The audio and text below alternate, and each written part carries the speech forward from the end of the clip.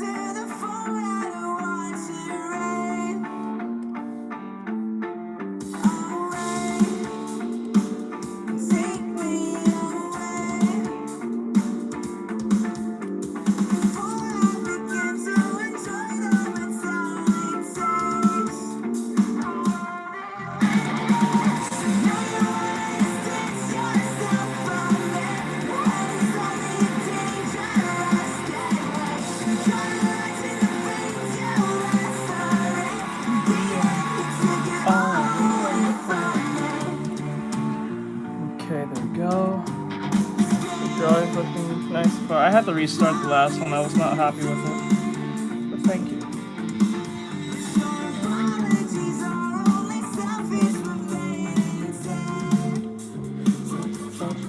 Stop.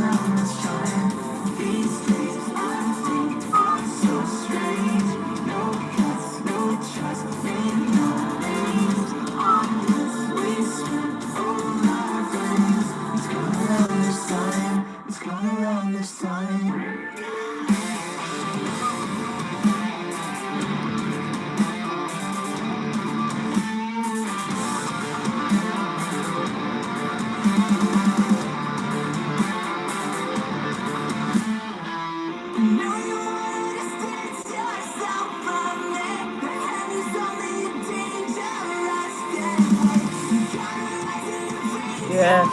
Hold on. I don't know why it's not reading for you guys. Hold on.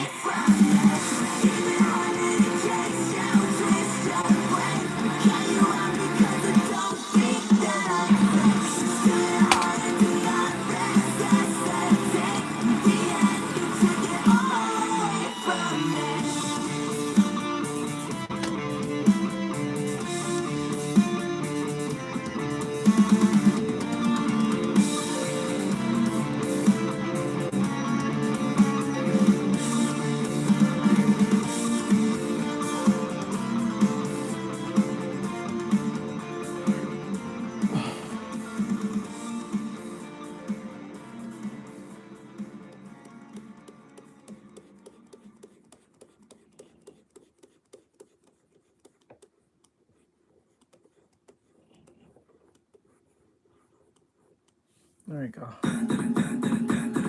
Okay. Hey, hello everyone. Sorry, I'm going to get you guys in my ear in a second. Hold on. Now I connected. Say. Let me see what works.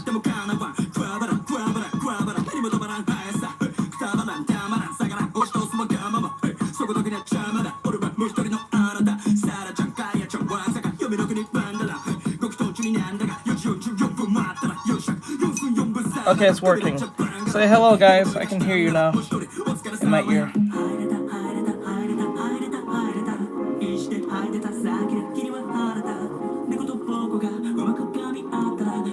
can hear you guys now on YouTube. Hello, everyone.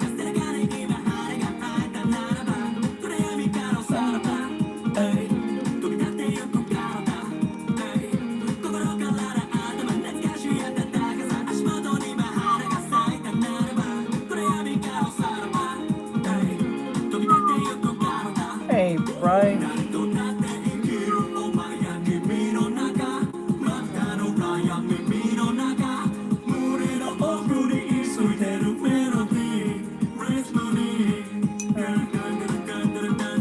Oh, how you doing, bud? Hope you're doing okay.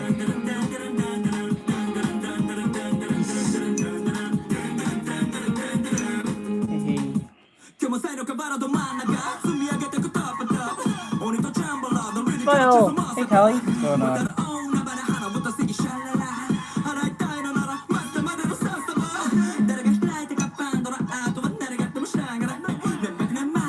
I'm feeling a lot better than before. Took more sleep, went to bed super early. After I ended the stream, I was too tired. I'm overworking myself. Okay, I think it's looking like Hashirama a little bit.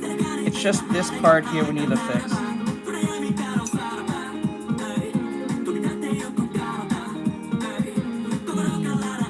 Yo. Let's go.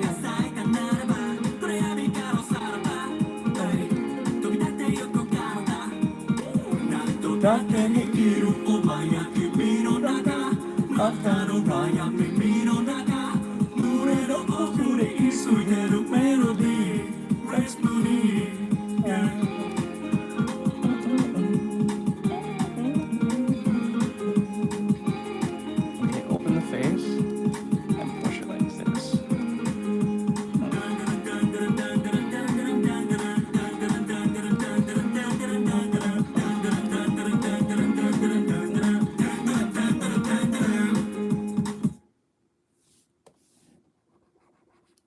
Okay, like that.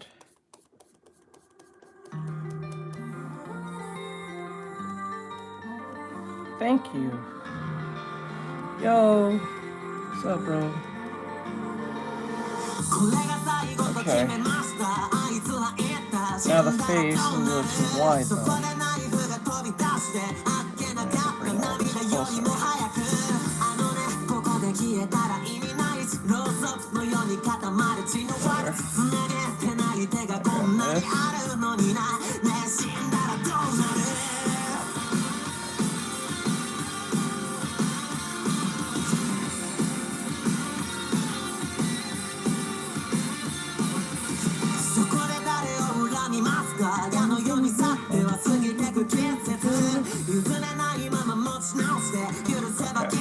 now delete up here.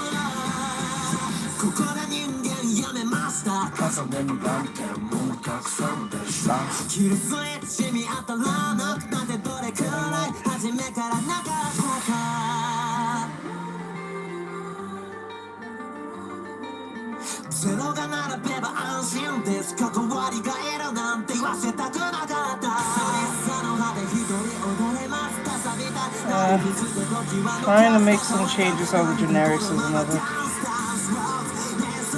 It's the same one from yesterday. I decided to redo it. I was just not liking how it was coming out.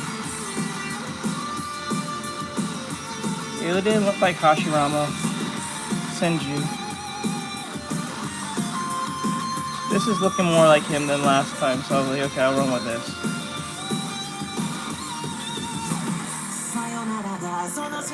Now,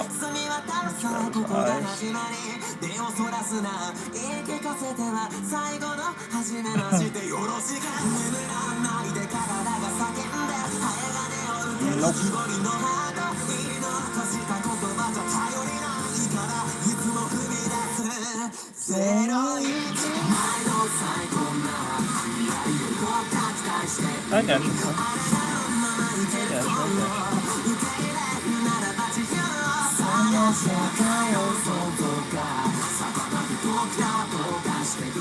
I appreciate that you love me.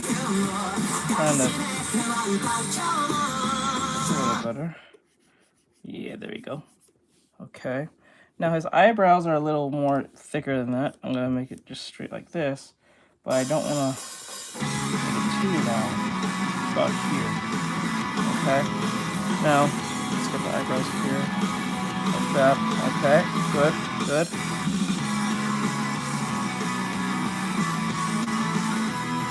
The eyebrows are just past that area. I'm gonna grab this. I'm from New York.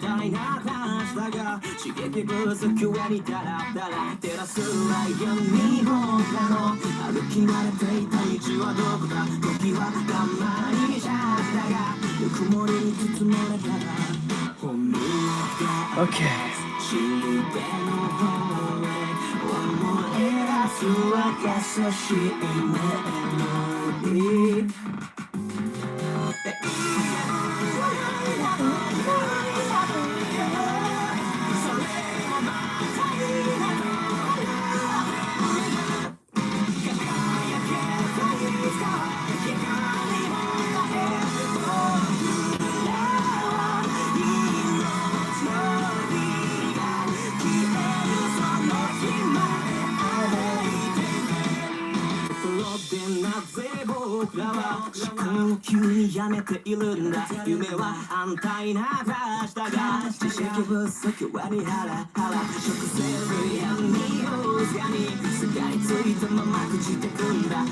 Okay, that's looking like, okay. Looking more like him. Now you gotta make those, the lines on his face a little more thinner, not too thin.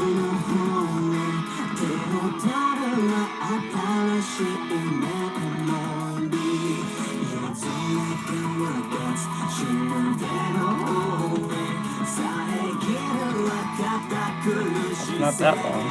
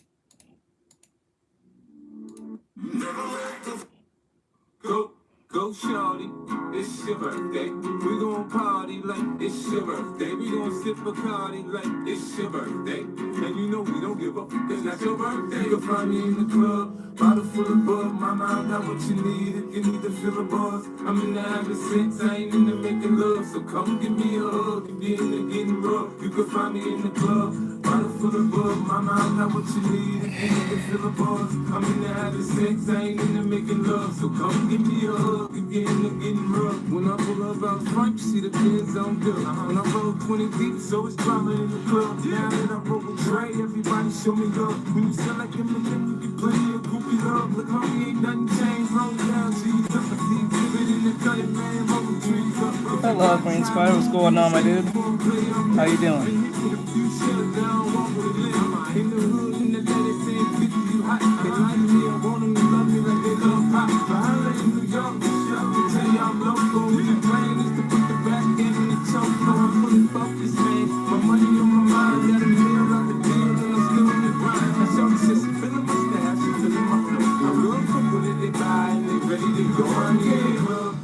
Full of bug, mama, I got what you need if you need to feel a buzz. I'm in the having sex, I ain't into making love. So come give me a hug if you're into getting rough. You can find me in the club, bottle full of bug, mama, I got what you need if you need to feel a buzz. I'm in the having sex, I ain't into making love. So come give me a hug if you're into getting rough.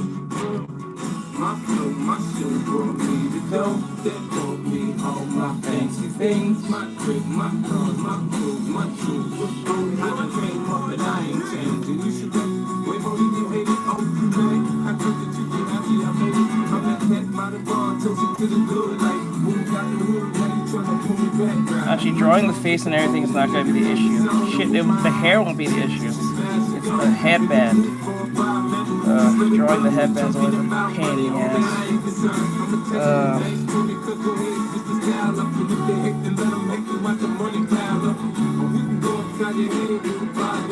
Come on, they know where we be. You can find me in the club. MCCC is better than this DJ.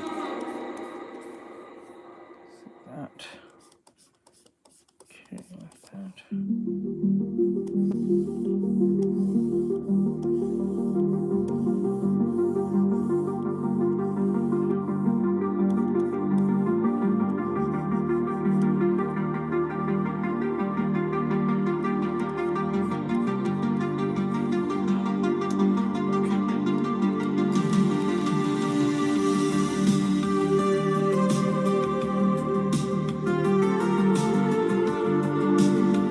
Wait, you know what I should do is this. Erase all this, right? Because I'm letting the headband dictate how everything is. And I think that's the mistake I'm making. Okay. Fix up the face. Alright, you're good. Fix everything about the face.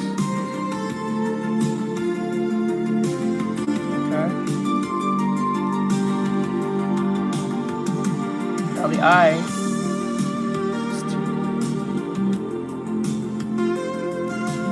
Yep. Now what I'm gonna do is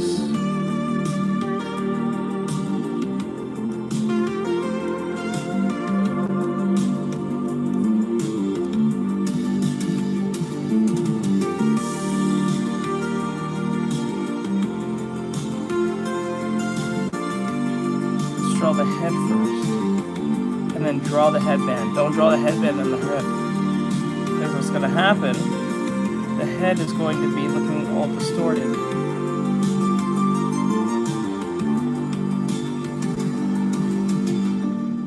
Okay. So I'm going to erase this part. Okay, so we have something to wrap it around instead of it distorting and looking like a strange cranium. So we'll draw the head first.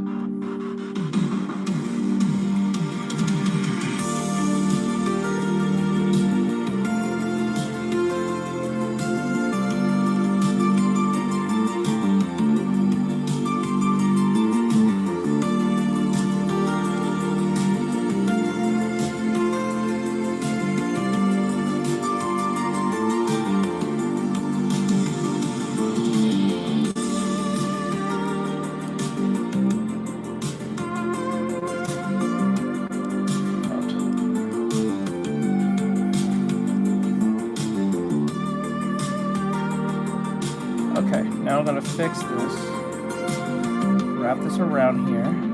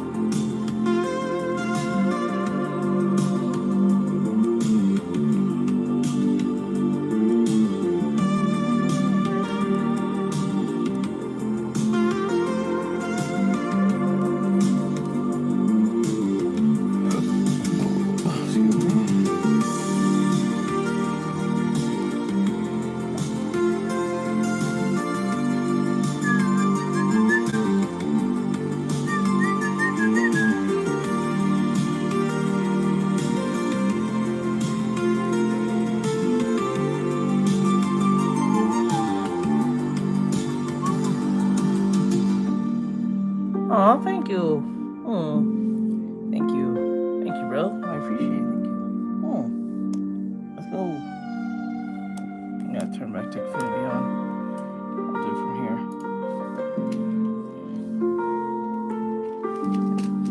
Does not sound like it works when it comes to desktop.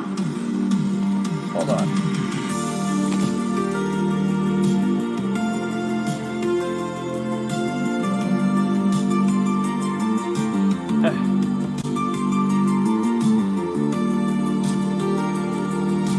Oh, if you're wondering what was the song going to play when you sent that, I didn't have Infinity on, my bad. So what was going to play was this.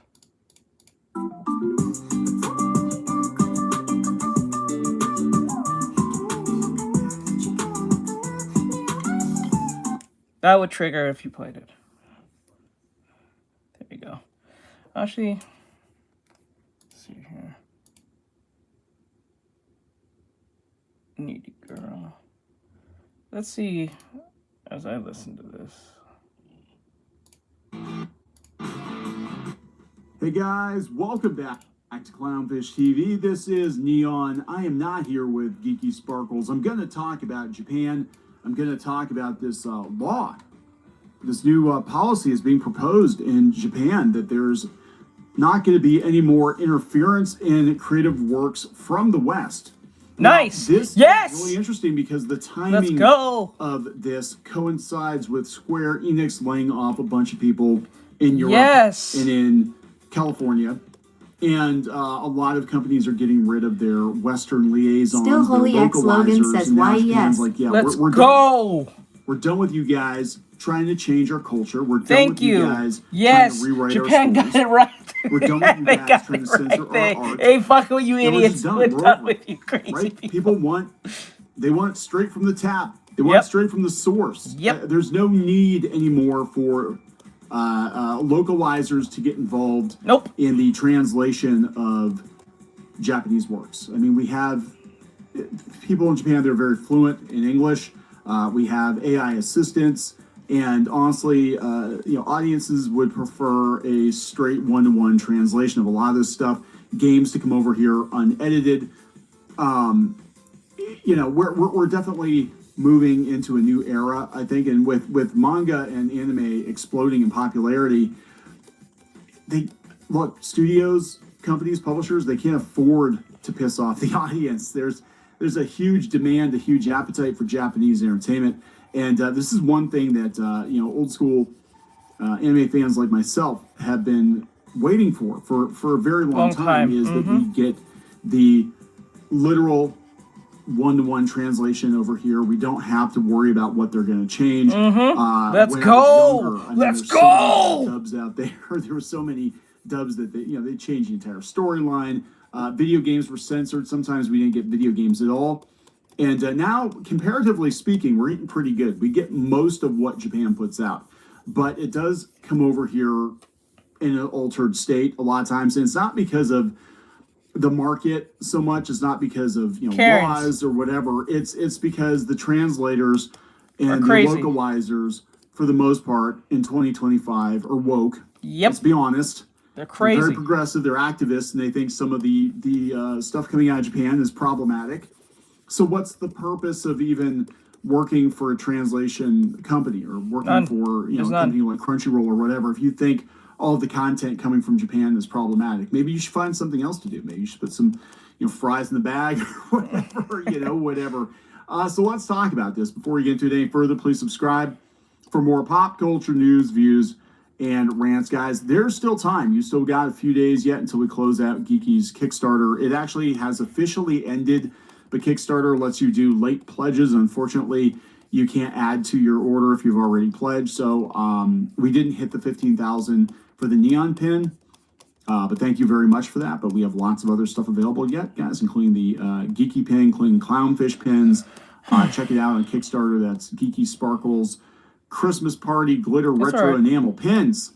So yeah, let's take a look at this. It's come from Automaton, and I got from Super Sissy, who said, breaking news, Japan's government has released a new entertainment policy proposal to protect anime, manga, and gaming from censorship and political meddling from Western countries. Thank you for the rose. And this will also include gaming content. Yeah, they're getting tired of it, and they're probably getting tired of hearing about it, too. The Japanese is tired of the woke Westerns telling them what to do, so they're saying they're proposing a new law that they will not censor or change their works for Westerners. Good.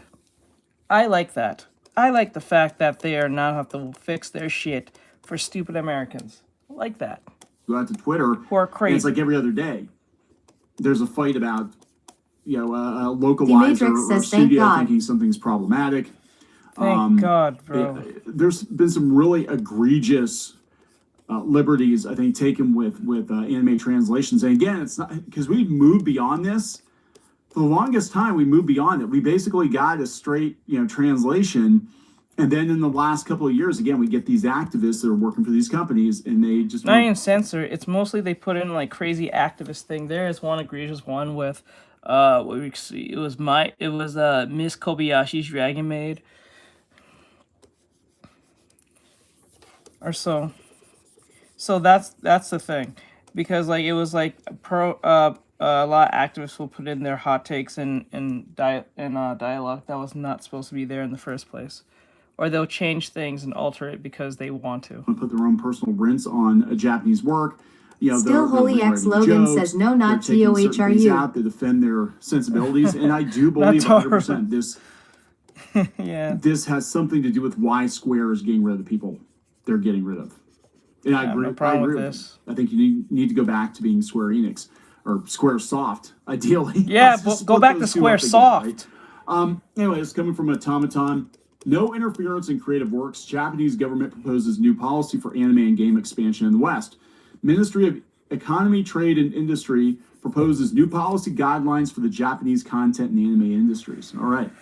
This October, the Japanese Ministry of Economy, Trade, and Industry, MEDI, held its 8th Entertainment and Creative Industrial Policy Seminar, during which it proposed 5 key principles of its new policy guidelines for the Japanese content industry, including video games, anime, manga, film, and music. Yeah, again, these things are becoming more and more popular in the West, which is why activists are latching on to those industries, because it has influence. It's all about the size of the megaphone, the size of the audience. You can have one activist command a lot of unearned power by taking over. No, it'll get published. It'll just get censored. That's how it gets published. Taking over That's how it you works. know, an established IP, a brand. You'd be surprised a becoming lot of brand video manager, games like becoming, Final you know Fantasy what that I'm was saying, censored community manager. and That's taken how they out. do this. Some like Kira And then they're Toriyama's like, oh, works we're were going to speak to the censored brand completely now, bigots.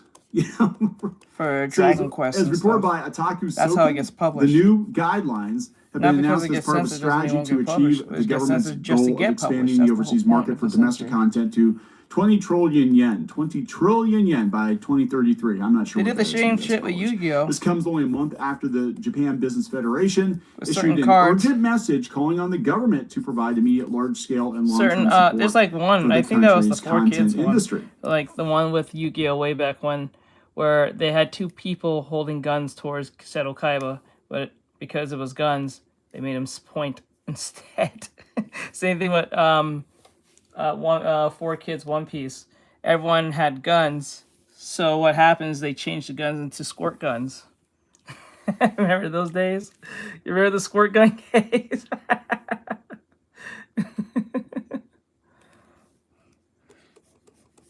No, that's not who you're talking about. So here are the 5 key principles of the entertainment and Like creative you can industry's right now type in censored games, anime games or anime shows, and they'll show you comparisons of them. I think even Chainsaw Man was censored to a degree. policy. 1, large-scale, long-term strategic support, okay? 2, support efforts movie to I'm saying. spread Japan-made content to the world, okay? 3, no interference in the content of creative works. Again, there are a lot of co-productions with companies like Yep. Netflix and Warner Brothers, whatever, and they do kind of put a personal rinse, I think, on that for the West. But I think that's a huge mistake because at that point, you're just creating content for Cartoon Network that just happens to be animated overseas. I mean, most of their stuff is animated overseas anyway, so what's the difference? You'd be surprised. Some of the animation studios that produce anime also produce Western, quote unquote, Western cartoons. A lot of it's done in Korea. I mean, it's just it's crazy. Anyway, North Korea provide direct specifically. support, Weirdly prioritize enough. those willing to take a challenge. In light of recent events, especially aggressive content restrictions and global pressure from payment processing firms, the third principle of the policy has been attracting a lot of attention in particular. As explained by Mehdi, the government's goal is to invest in IP, human resources, and digital technology, as well as support international distribution networks and overseas investments into building fandoms. Consequently, the third principle was suggested to reassure creators that their freedom of expression will be protected and that government backing does not imply that the content of their work will be meddled with in any way. Let's go! Yeah, so this is really, really interesting because there have been a lot of complaints from Japanese creators about the West and Western sensibilities, and I wish more companies would be like, you know what, we're going to produce what we're going to produce, and you're going to like it or not. And I think Yes, what's going on. I think they would. I think they would ban anime here. They already banned in Texas. You can't have like certain anime in Texas, or I think anime at all. I think it's just. I don't think it's anime at all. Anything that has suggestive stuff in it. On is they're listening to bad advice from Western executives or Western liaisons who are altering the translation. Right? They're doing this deliberately because they want to control the flow of spice. They want to latch on to popular IP, but they also want to change it for modern audiences or whatever. And we've seen a lot of really high profile disasters. If you guys remember the Dragon Maid controversy, that the Funimation dub was very, very different from the subs, and they were adding a lot of American politics to this Japanese show, and it was very, very there it is! There it is! There it is! I remember this scene. When I was a kid. Fucking okay, so Luika? I forgot her name. The big busty one, the blonde-haired one, was coming over to Toru's home, and she was asking her a question, "Why are you wearing that sweater?" or something like that. I think the original translation is something about she was cold, or a lot of men were like saying hi to her or something, so she wore something like that. Something that was the original translation. Something about men. The American version of this sentence or this conversation is that she said, "Why are you wearing a shirt?" She said something about the patriarchy. I'm like, bro, what the fuck? You're a dragon who's disguised as a human. Why the fuck are you worried about anything about human problems like patriarchy shit? That doesn't make any sense. It makes no fucking sense. Why would she say this? But she has like a little boy who jumps on her tits all damn day. Like, what? What? What are you talking about? They got busted for this, and then people were going back and they were finding other recent shows that had a lot So of they have to activism. get AI.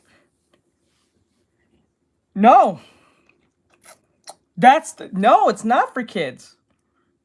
Fucking Kobayashi's Dragon Maid is a wholesome show, but it's not for kids. Nothing crazy happens other than the fight scenes that happens. Like, there's like 1 or 2 fight scenes in like the first seasons. 1 or 2. And that's between like the friends because they had some type of disagreement. That's it. No one dies, nothing like that. It's literally one of those slice of life shows with fantasy in it. It's literally a slice of life. But there are themes in here that is not for kids. So it's not for kids. So the point of censoring it makes no fucking sense. It's no sense. So weird because majority of anime is not a lot for of people kids. that were involved with the show, including Jamie Marshy. I mean, they were, I believe, maybe it was Monica Rial. I don't know. They both look the same. They blend together. But they were involved with like Ghost Stories, which is very, very not PC. A lot of the people that are calling for, kinder, gentler anime now were involved in some pretty racy stuff back in the day. So, it's just weird. It's just really weird to see. And why are you in this industry? I just don't understand. That's a good question. Right? If Why are you like here? The content coming out of Japan. Why are are you doing here? This? Why are you in this industry at all? Good question. Is it just the influence? You got no place else to go? It's like I have no idea. I don't understand. I don't get it. It's just like comic books. There are people working in the comic book industry who hates comic books. Hate the Thank you. It's the fucking weirdest thing. Someone writes, we'll get a director for Spawn. They hate the character. They'll directly look you in the face or have an interview. They'll ask, "Hey, director, so we hear that you're going to be directing the next Spawn movie. How do you feel about that? What do you think about that? Are you going to take anything from previous works and put it in the movie?" Nah, I'm not going to do that. Oh, why? How come? I think I do better when I don't read the books. I'm pretty sure it looks easy. I looked a few skims, a few things, but And besides, I don't really like the character too much, but hey, I think I can make it my own. Fuck you. Straight up, I was like, fuck you. Imagine.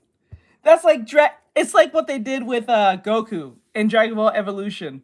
He's going to school. Like, he's in school. Goku's in school. In high school. And he has bullies? No.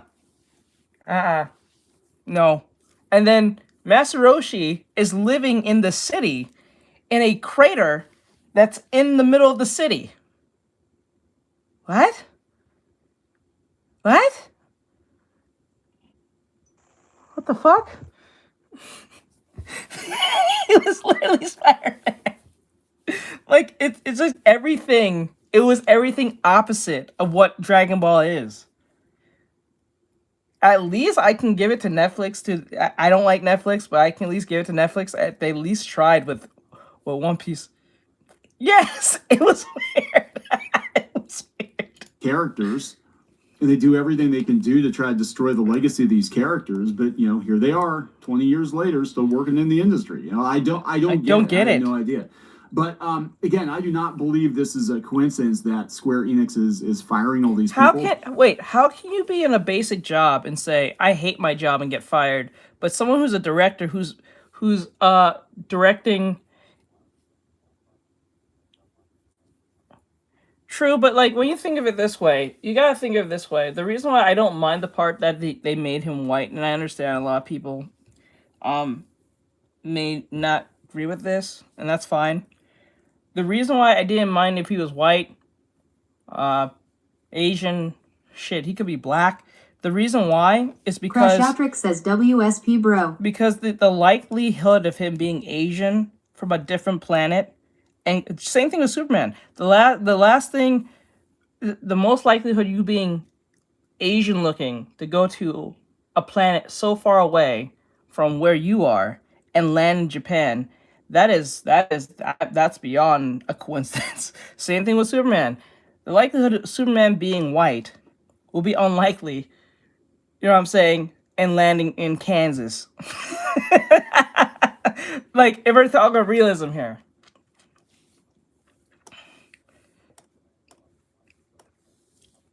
Or so. Well, a lot in Jolly Dragon Unsure Ball- says hi teach. Hello. Like, the thing is about that is, like, I don't think Akira Toriyama really was thinking of Dragon Ball Z at the time when he made Dragon Ball. Because, like, most of the characters was, like, anthropomorphic furries to a degree, some of them were. And some of them were just human. Right? So when Dragon Ball Z came through, less furry people started not, appearing. It was more human than ever. Especially around the Majin Buu arc. There was just humans after that. There was no more, like, furry walking animal talking and shit like that. Like I think My Hero Academia took that idea, concept, and made it work for them. So I've been following the Reunion 7 on X. I recommend you do the same. And they were talking about, localizers getting gone. This is Yusuke Haraguchi, localization project manager in the just Japanese Akira Toriyama, branch, I think, who's just been took them affected by out. the layoffs. He states they take into account overseas cultures and trends and even consult with the development team to change the character appearances and game content. Interesting. He states the localization division, staff from different countries, including the EU and the USA, work together in the same office, creating an environment where many different languages are spoken every day, as it's really Japan. I think he even forgot launch at one point. One major difference between the localization project manager and the development team's project manager is they must communicate extensively in English and always view the game from the perspective of overseas users and markets. So this is interesting. This is where they went wrong. It used to be Japan made what they wanted to make, and they would see if they could get it into the West, and sometimes they could and sometimes they couldn't. Sometimes things would have to be changed because of whatever broadcast standards or whatever. But that's not really the case anymore, right? The audiences are hungry for Japanese content. Look at what Square Enix has produced in the last couple of years. These huge, AAA Western titles. They've failed miserably. They've lost so much money. And I think they're listening to worm tongues that are filling Japanese We'll see. We'll see. We don't know yet, but we will see. Is that? No, I don't think it is. I'll find it later, I guess. Whatever, fuck it. Did I take it down? be respectful. Japanese culture, on the whole, tends to be fairly respectful, and they want to be respectful of the cultures of America, and they're being lied to by people in California and New York, saying basically that they speak for the rest of the country, and that could not be further from the truth. Mm-hmm. Right? And I think they're starting to realize this. I mean, at the end of the day, look at the sales.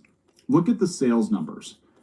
What content are American gamers buying? Anime, gacha in a lot of games, cases, it's not. Either first-person shooters, friend slap games, first-person shooters, friend shop games, JRPGs, RPGs, and that's it.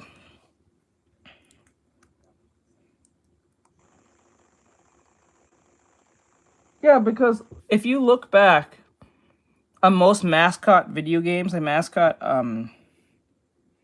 Western games, like Gex, I think Blink, Crash Bandicoot, Spyro, all those different, Bubsy, I guess, of all these different mascot cartoon like games, if you listen closely to most of the dialogue, they're pretty much like, I want to say the word raunchy, but they was like they're like, they say adult things that goes over the heads of children, which they don't really like. Most children don't really pay attention to because there was no internet like that for them to be exposed to.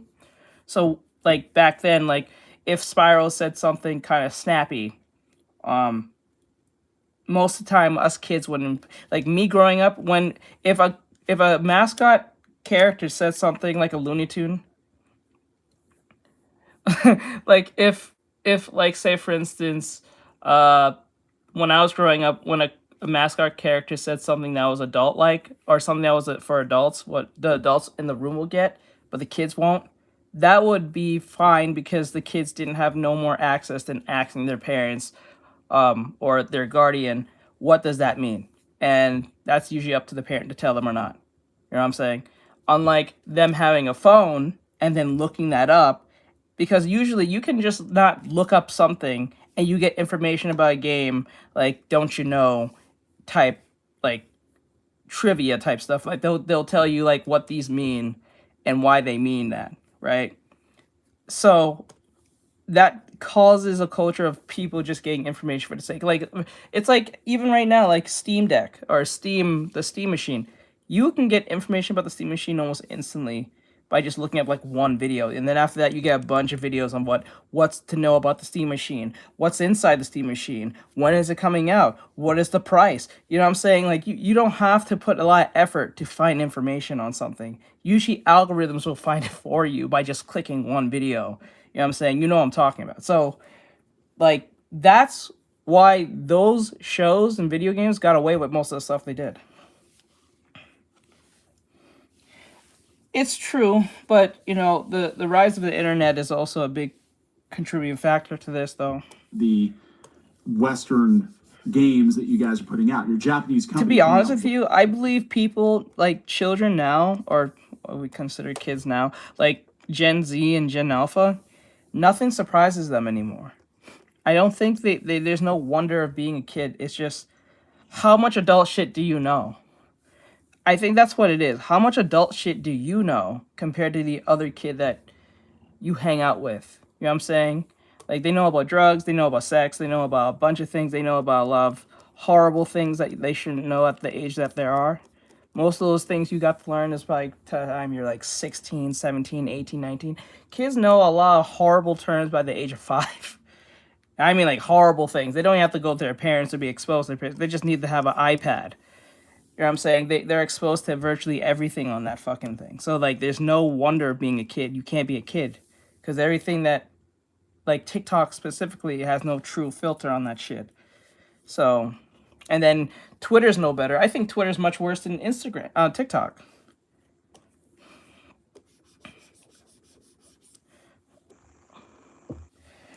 Yeah, that's why you take away the iPhone, the iPad. Don't give them a phone till like they're probably 15, 16. I'll say 16, 17.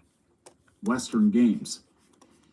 Your Japanese company watering your own product down to appease a handful of people in California, believing that they're speaking for the rest of the country, and they are not. Our country is very fragmented.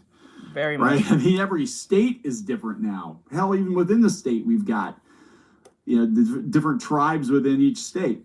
Correct. And, you know, maybe it's because, you know, America is not as homogenous as Japan tends to be.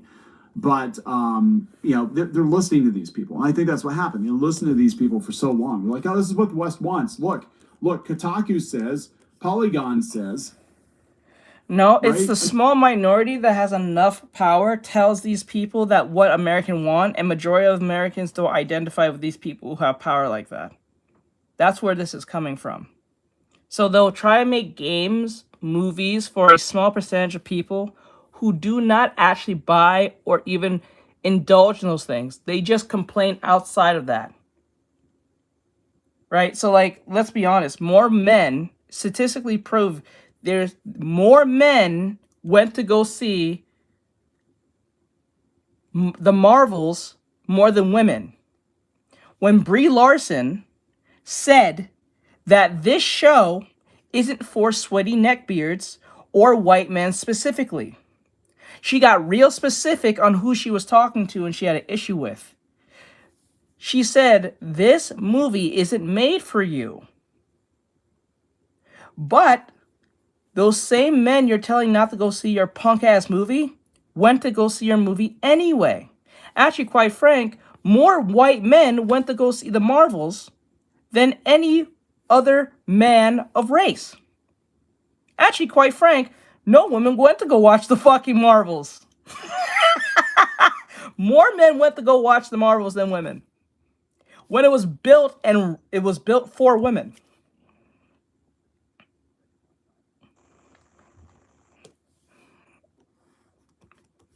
Yep, that's not a character. When you make the minority just their whole character is being a minority, you're not having a character. You just have a stereotype. That's a stereotype, bro. There's a stereotype. Why do you think a lot of people love Piccolo? He is black coded, but why do you think people love him? They love him because he's not talking about his skin color. Oh yeah, Nick Fury. Yes, they ruined him too. Samuel L. Jackson's Nick Fury and the white Nick Fury.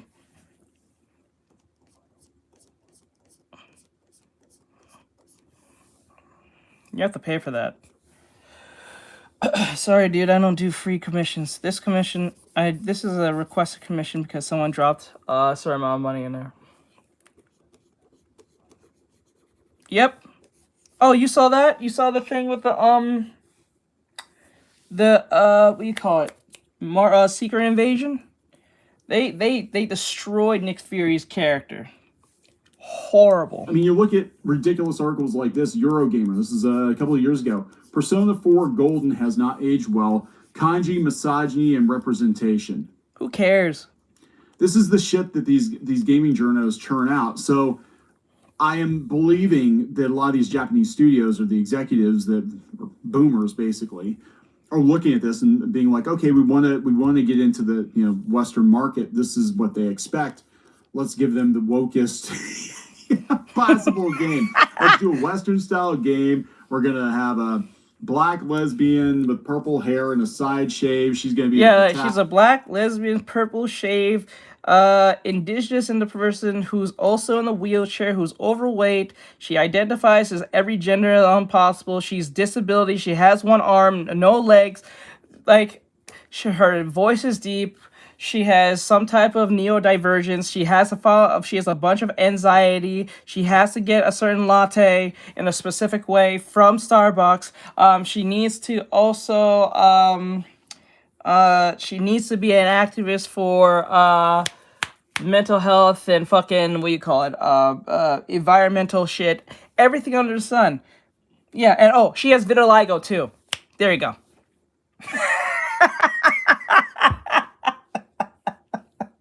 Oh, she's deaf. She can't see in one eye. Everything under the sun. That is a horrible character. That's literally wokeism in its nutshell.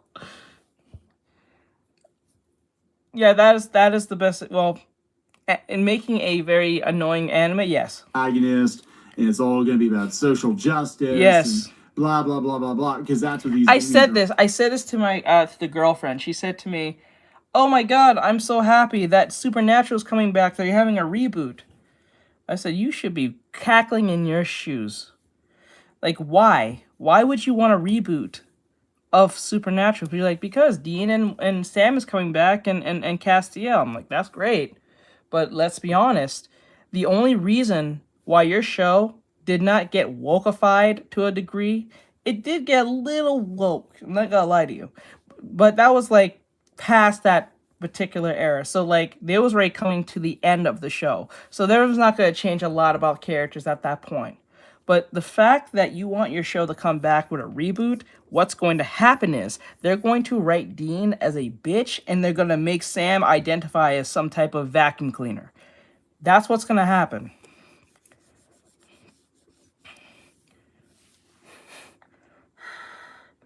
So because like what's going to happen? Dean is not going to be about pie. He's not going to be a man. He's not going to be tough. He's going to talk about his feelings. He's going to talk about mental health. He's going to wear he's going to wear a jacket with a rainbow flag on it, turn to the camera and say, "Black Lives Matter." That's what's gonna happen. And fucking Sam is gonna say he's gonna identify as a vacuum cleaner. He's gonna be deaf in one ear. He's gonna think he's indigenous. He's going to have to help black people somewhere down the line. I'm telling you, that's what's gonna happen. Every other character is gonna be gay or some type of LGBT character somewhere down the line. If you're straight, you're an evil person 9 times out of 10. So if they're a villain, they're actually straight. If they're a good person, they're LGBT, or it's some type of indigenous or some type of minority somewhere down the line. Everyone's a minority somehow. This is why their show got canceled with the spinoff that they had. They had a spinoff about Tom Winchester, their father. It was supposed to be an origin story to the original story.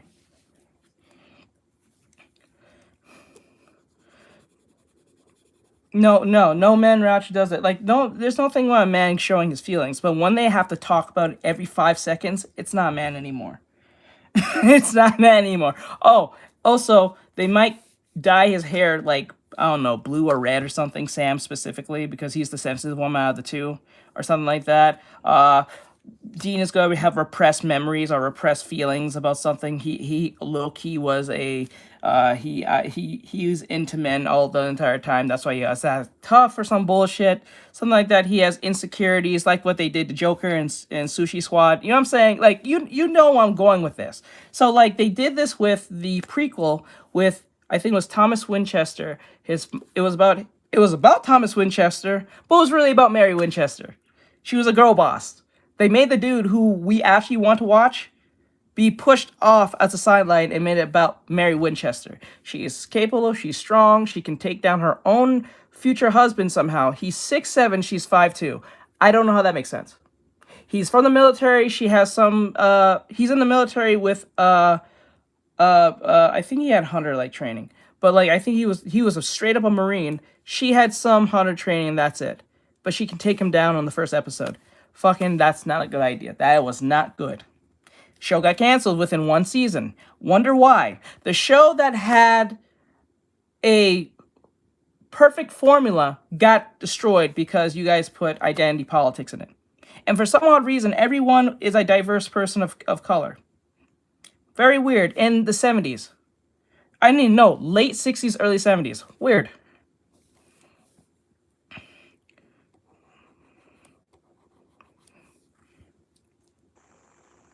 But that's a good writing, because if you can forget that the person's their race, that's a win. That's a win. That's a win. I like it. Wasn't even mentioned. That like yeah, I like that. If you can write a person of color and you forget their race, you wrote a good character. Because now it's not about them being a minority. It's about who they are as a person or their orientation. That's what makes a good character.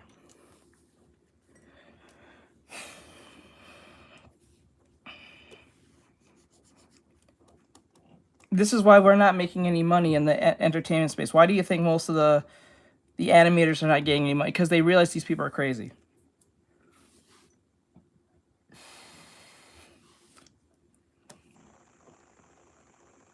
That makes sense. His mom is half, I think he's half black, half Puerto Rican, I believe.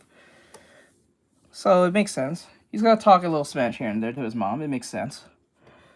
That makes sense. But when you make it about just that, no, we're not watching a Spider-Man movie that happens to be a Spider-Man variant. We're watching someone else's, their preaching box in a Spider-Man variant. Journos are telling us they want, and that could not be further from the truth. In fact, these gaming journos, most of them do not represent actual gamers, actual customers in the U.S. It's all fake, and I think they're starting to realize that now. I believe 100% this is what's going on at Square. Is they're like, yeah, we're gonna fire these people because they're meddling with our creative works, and by extension, they're meddling with our profit. Mm-hmm. And nobody comes between me and my profit. Yep. So that's probably what they're thinking. They're like, yeah, actually, Square's in deep shit financially.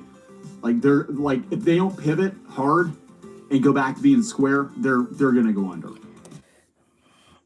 You need some busty anime girls. You need to write a new Final Fantasy character who's attractive and can kick some ass and likes to do cool shit. whether it's a dude or a girl, if it's a dude, he needs to have a bitch on his side. If it's a girl, she needs to look busty and nice. And she can kick ass, and she's smart. But she's not a girl boss. Jolly and sure says father though. Like, straight up. That's how you're going to save this. I'm dead serious. I'm dead serious. You may think that's misogynist. It is, I guess. Whatever. I don't care. If you want to make money, this is about money at this point. Like, I have no doubt. They're not doing that well. They really are not. Miss after miss. You gotta watch it, but then again, I suggest don't watch it with your parents. Don't watch it with your parents in the room, though. They're gonna be confused. Western studios and listening to bad advice. So, yeah, change is coming, guys. This is gonna be very interesting to see. I'm all for the change, how this bro. all plays out. I'm gonna wrap it up. Please subscribe for more pop culture news, views, and rants. Again, a couple days yet. You can check out Geeky's Kickstarter. That's the Geeky Sparkles Retro Christmas Glitter Enamel Pins. We'll talk to you guys later. This glitter enamel pins. Oh, there! Hey, look at me! Hey! It went to me. Why? That's crazy. Might as well, but you know, that's up to you. That's up to you what you want to do with your parents if they choose to. All right, let's see what we have left. I don't watch too many depressing things because that's not fun. Let me see. Do we have anything else to watch while I work on this? Okay. Okay, you know. What part of the world makes the best content in general? It's gotta be Japan. Their games are, in my opinion, still the best there is. Their developers are top tier. This will be the last video we talk about when it comes to like the entertainment space, and then we'll watch like art stuff, food stuff, maybe some cringe stuff. And the franchises under their belt over there eclipse pretty much everything else that's made anywhere else too. Final Fantasy, Pokemon, Demon Slayer, Dragon Quest, Elden Ring, Dark Souls. I mean, the list goes on for games made there that have all become huge sellers and loved all over. That doesn't even include anime and manga, which are also monolithic in terms of popularity. But there's anything that's been making the quality of the East go down, it's that the West just simply tries to put their fingers all over the things that are made by not just Japanese developers or artists, but even in China, Korea, and many other Asian countries too. You likely know how Square Enix is cleaning house right now from their Western front. As seen here from IGN, it's been going on for over a week so far as of this video being made. To put it simply, Square Enix seems to be gutting a large portion of their Western ties and returning everything back solely under their Japanese roots. Which, if you're a fan of Final Fantasy or Dragon Quest, this gives you hope that it means that their future games won't hopefully be touched by the cursed hands of Western activists. Thank God for that, man. But there's also been a lot more development surrounding these layoffs and who exactly has been let go. But this also ties nicely with another story that I saw getting shared around too. So this comes from automaton.com. No interference in creative works. Japanese government proposes new policy for anime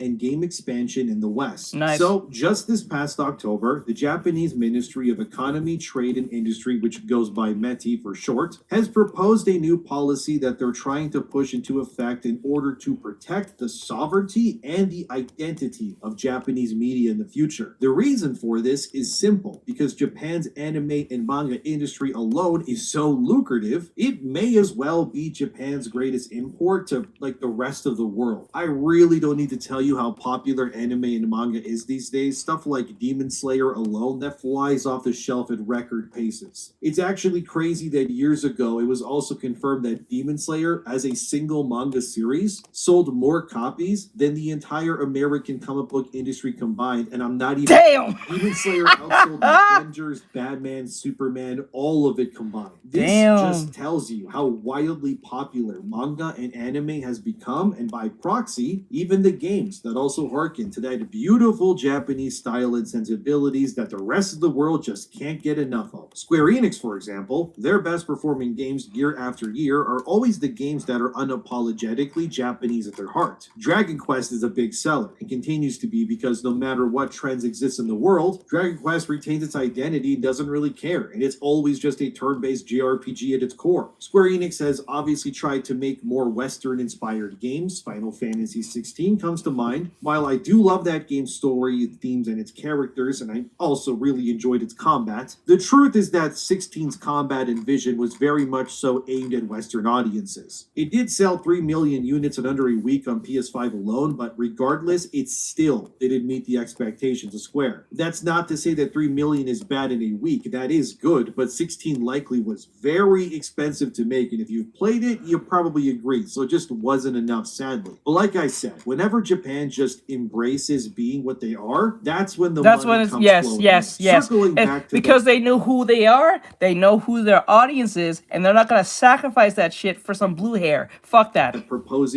pro-Japan identity initiative being pushed by multiple corporations within Japan right now, the idea is that Japan's own analysts and investors are theorizing that the overseas market of their Japanese content, that's anime, manga, video games, everything, will reach somewhere around 20 trillion yen by 2033. If you exchange that number into American dollars, you get this absurd number on screen here, as you can see, which is around 129 billion or something like that. It's a lot of money. But anyways, Japan believes that they'll be able to make combined through their manga and anime works, not to mention video games too, because obviously if an anime does well, that can really easily translate into a game now for a lot more extra money too. And also, if you want more content, please subscribe, like the video and all that, thank you. But regardless, we can all agree that's a lot of money to be made that's on the table. And again, all of that is generated by openly ignoring and rejecting westernized belief systems, because the West, let's be honest, they have been destroying all their goodwill for years. And Japan's own business federation has also pushed their country to now implement these new laws sooner rather than later, because they want to ensure that Japan's identity is not ruined by the influences of outside nations. So the 5 key principles inspired by this group for Japan are as follows. These Japanese groups want large-scale, long-term support, no interference of any kind from the outside world, which is pretty basic if you ask me, and they want priority given to creators who take risks in order to push Japan's future in a positive light. Specifically, of these 5 key principles you're seeing, it's that third one about no interference from the outside world. That is what's practically galvanizing the entirety of Japan to now see this proposal made into law. The reason given is, of course, the payment processor controversy. If you forgot, remember that places like MasterCard and Visa, they have attempted to push censorship across many different platforms that they claim that don't fit their... Yeah, they listen to a bunch of bitch-ass Karens who don't play games.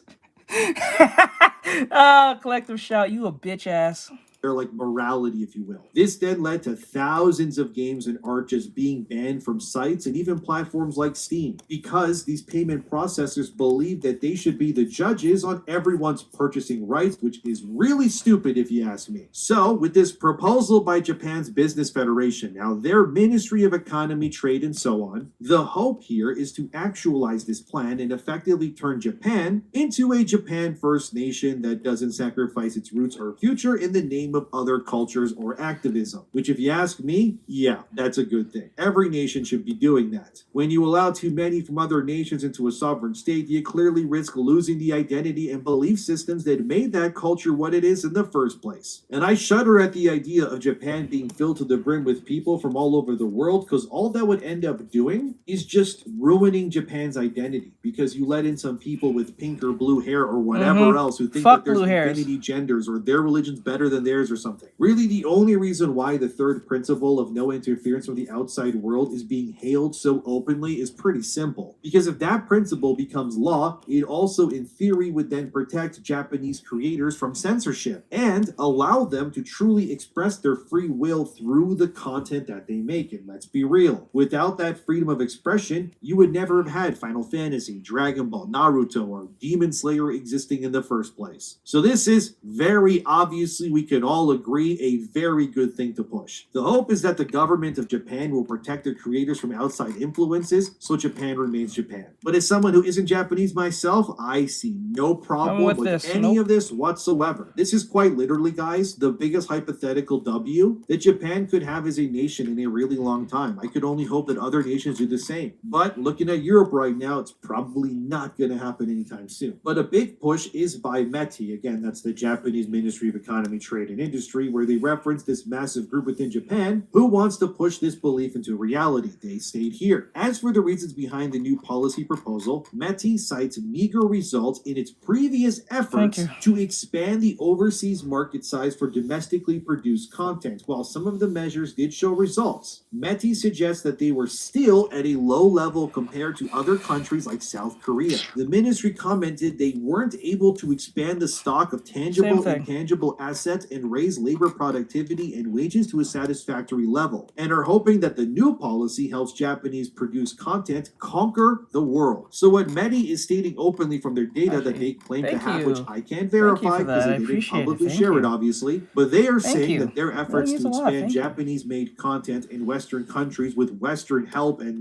like productivity has led to, well, awful results. XAKYRUX says you're welcome. They don't mention what those wins are either, that the vast majority of actual successful content is just when that content is made in Japan by Japanese people with Japanese help, of course. Gee, who could have seen that one coming? So this now brings me to Square Enix, who, based on the information provided, which I admit is going to be a lot of stuff to show, it seems like Square Enix is also mirroring what the trade and economic group METI was also saying prior, that by banking their IPs and work in the West, it has led to catastrophic results, and the layoffs are, well, kind of insane. So the Reunion 7, that's this account here, they've been instrumental in locating and finding plenty of the recent layoffs that have happened at Square Enix. By the way, before I show you any of these layoffs, do not harass anyone I show you guys here at all. Please be responsible adults about these things. I'm not here to jump for joy saying these people losing their jobs are good or anything. But let's just look at it and you can come to your own conclusion. One of these layoffs is Ria P, who was a senior influencer relations manager. Essentially, this Ria person worked for 10 years as they stayed there at Square, connecting their games to Western content creators and influencers. Personally, I think that's a pretty important job to ensure people see the games and get them advertised. So this layoff, at least, I'm never get a black confused keyboard. If You I'm can never being see it honest on as the to why it happened. But as you can see here in the yellow, Ria worked to negotiate terms with many influencers across YouTube, Twitch, and many more. Who knows? Maybe Ria was cherry picking who Square worked with based on their political angles. I don't know. I'm just assuming. But if they've been laid off, obviously something was going on there that we don't know about yet, but they got rid of them regardless.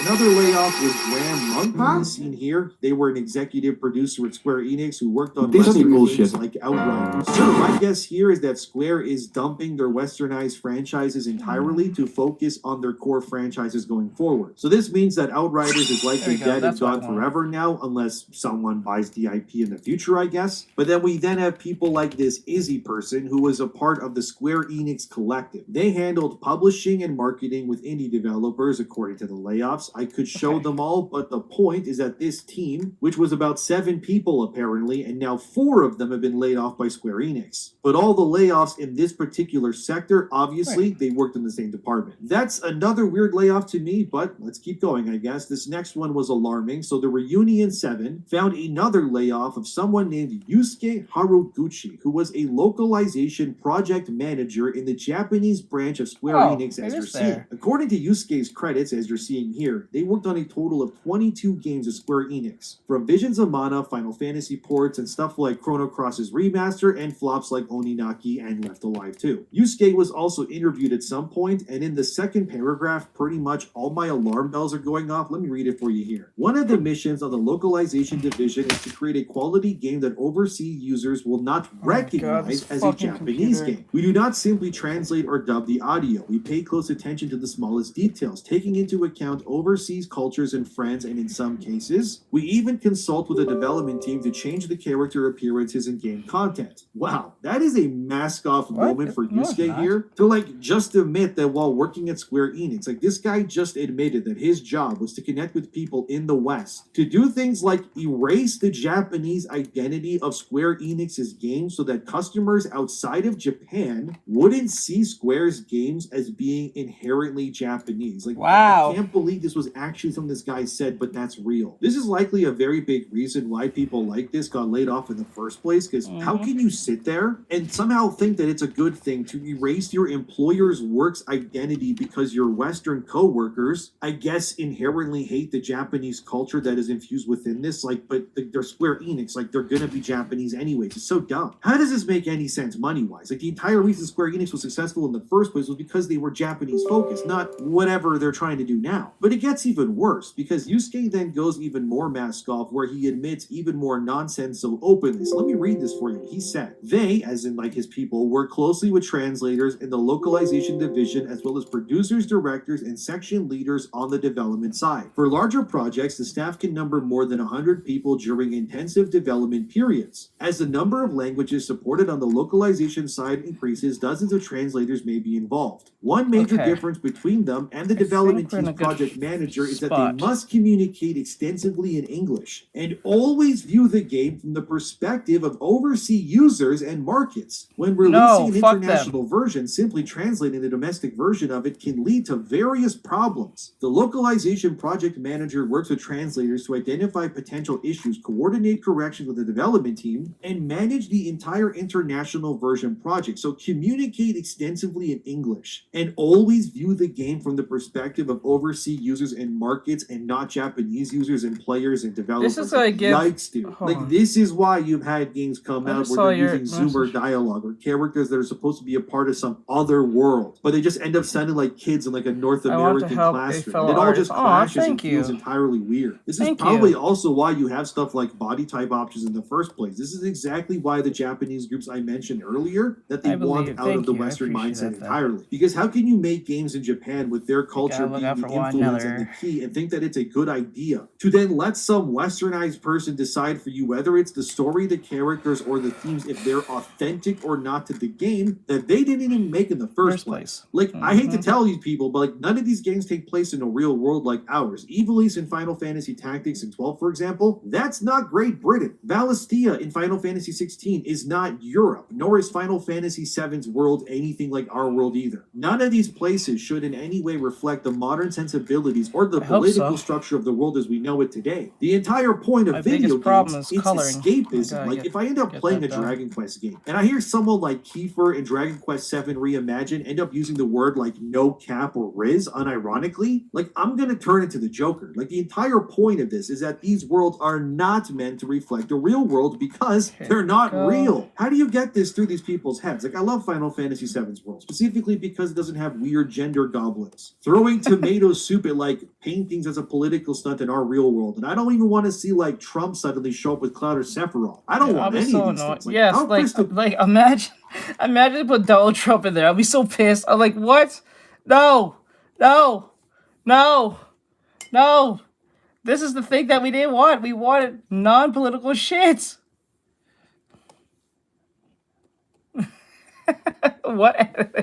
How clear do I have to be when I say I just want these video game worlds to be untouched by the stupidity of the Western world specifically? This policy to make Japanese content Japan first, that can't come soon enough, man. Especially now when you have examples of games like Black Myth Wukong, which is unapologetically authentic in its source material and beliefs, while completely ignoring the Western sense of design, characters, or really anything. It's a Chinese game made by Chinese people about Chinese mythology. Great, and look what it did. Wukong has sold over like 20 million copies in Again, I said this yesterday. The journalist got mad at the fact that it didn't have enough women in the monkey game. It didn't have enough women in the monkey furry game, when majority of these are grotesque monsters. What?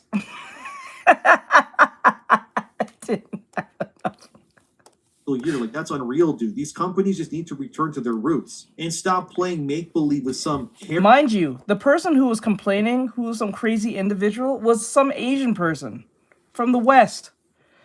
That tells you a lot. With like a septum piercing who tells them they should add body types or modern lingo to their games. Here's another massive image of various people that Square I Enix don't has know. also removed. I don't Izzy know. person is back in the bottom left there, but all of these other layoffs are apparently from the UK side of I Square don't Enix. know. I'm also It's the seeing weirdest another thing. through line throughout all this, which is that everyone has pronouns in their bios and stuff like rainbow flags. It's just the typical Western ideologue virtue signaling portfolio stuff we've seen from so many other companies. Again, I'm not celebrating these people losing their jobs. From what I can tell, using pattern recognition in my brain, and the conclusion that I'm coming to is that there is a very specific type of individual that is being laid off repeatedly here. I'm not noticing too many actual Japanese people being laid off, besides that Yusuke guy who thinks that Japanese games shouldn't be Japanese. But the majority of these are just like white women and men being removed, which is kind of interesting. And they all seem to be in some way believing in the same political nonsense too. Very interesting, honestly, to see this all You don't unfold. even have to ask them anything.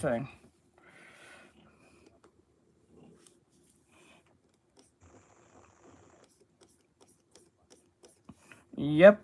Yeah. It makes no sense.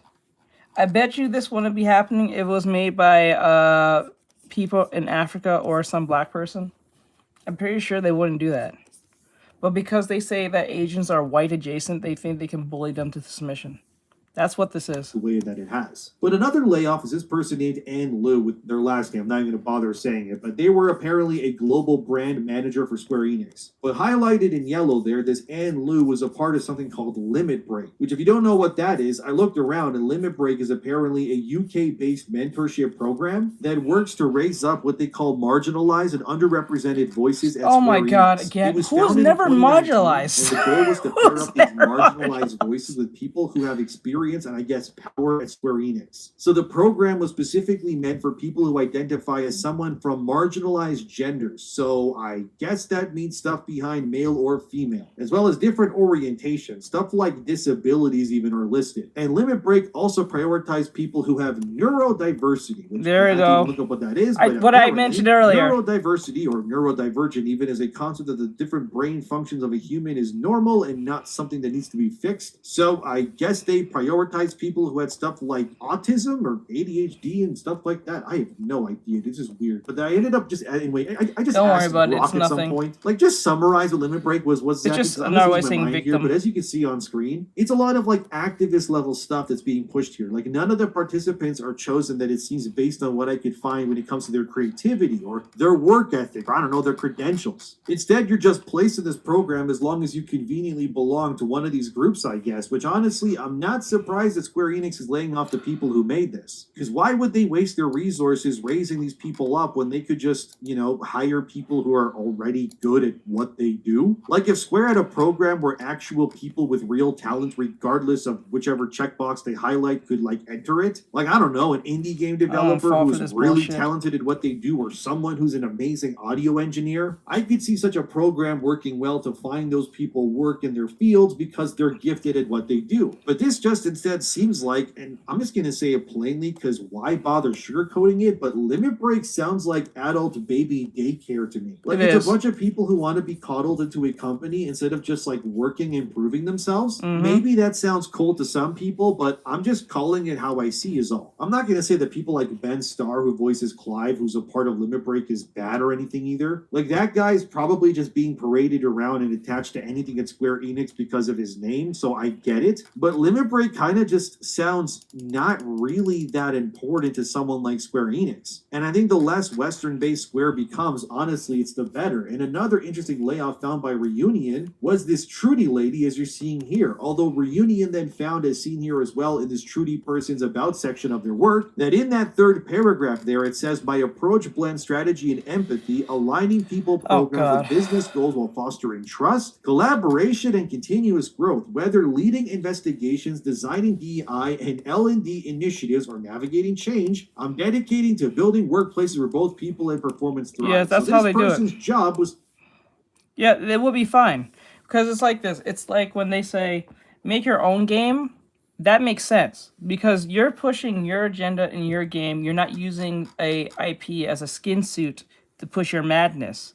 Because if you really think about it, if you look at something like Velma that came out, if you literally just change the characters and have the same exact story, people will not watch it. The only reason why people watched it is because it was connected to the Scooby-Doo IP. That's it. That's it. Because the show was not funny. Even if you had Scooby-Doo characters in it, it didn't make it any more better or funny. If anything, you just use a existing franchise to push your nonsense. That was not funny. Hypocritical shit. Actually, half the time. Tied to DEI, and they pushed it within Square Enix. Like, they literally said that themselves. And that's like, that's kind of interesting. Now look again, I'm not celebrating people being laid off here, but can we admit that everyone that is being removed, like, it's the same sort of person, pushers of DEI, inclusivity, and all these things that have been proven time and time again to do nothing for games but just make them worse. You ask me, the only person who should be making Final Fantasy games are pretty much just Japanese guys and women. And the dorkier they look, probably the better they're going to be at their job. Like, Most I really likely. do think that's the best for Square. Just hire the biggest nerds you can find possible. And I could keep showing you more employees, but you guys get the point. It's a very specific crowd of workers that are being removed. And I can't really say that that's not some coincidence. It seems deliberately done on purpose Okay, now. cool. Adding this with the proposed idea from companies to push for the Japanese government to protect Japan, this tells me there's a shift happening here. Japan may finally be taking their sovereignty seriously again and realizing that they need to batten down the hatches, up the defenses, and make sure that their country and their identity stays what it is for future generations to come if they want to survive and keep raking in the billions of dollars. I also just think that in general, that nationalism will also be on the rise in the coming decades too, as more and more people who want their countries to be what they were originally, but that's going to get messy for sure. But as you can see, Japan has really had enough, and honestly, I don't blame them one bit. But what do you think? Let me know in the comments. Subscribe, thanks for watching, and let's really hope that Japan is serious about this before it's too late. Oh, that's the end of that. No more of this. We already got the whole gif of it. Alright, let me see. This is gonna be in... 된다고 이제 목표. That's in Japanese. I can't read that. This is the Artist Space Academy, joining us from Beyond the Line. This seminar will focus on how to create sparkling, transparent glass-like coloring, as you can see in the video. I'm He, our artist. Hello, artist. My name is He, and I'm a freelance illustrator working in the industry. I draw casual illustrations of pretty girls. This year, I've been fortunate enough to have the opportunity to open classes both domestically and internationally, so I'm diligently learning and teaching. Now, let's get started on the seminar. First, I think that trends in art, which used to have a timeless charm, are changing. These days, Chinese-style coloring is popular, and in the past, vibrant, subculture-inspired illustrations were popular. Trends are always changing. However, one thing remains constant. That's not her real voice. I believe that sparkling, eye-catching coloring has always been a beloved method of expression. So if you're Japanese and you're speaking solely in People Japanese tend to and you be don't want to ignorantly read the drawn to subs, clean, clear, it'll and read neat the places. Korean So I think transparent expressions are naturally appealing and commercially advantageous. Ultimately, when these elements are combined, the painting becomes more sensuous and impressive, conveying a truly special charm to the viewer. So how do we achieve this transparent color? I've been worrying how do you get that? I've been wondering that for the longest while. It actually looks very high quality. I need to learn this. Surprisingly clear logical formula for creating shiny, transparent colors. In today's seminar, I'll share this formula and know how I've in seen detail. Roita make that. First, we'll look at how light works. Light reacts to objects in four main ways. The first is enhancement, where light passes through the object, such as when the background is visible behind glass. Yeah, but you can still apply that. Dot. But it's just going to be digital. The second is reflection, where light bounces off the surface of an object. Okay. Reflection is a key factor in determining highlights and highlights. Many of you have learned about specular reflection, diffuse reflection, and mixed reflection. Dot. The third is refraction. This is the bending of light's direction as it travels from one medium to another. The thicker the transparent material, the more severe the distortion, resulting in this inverted image.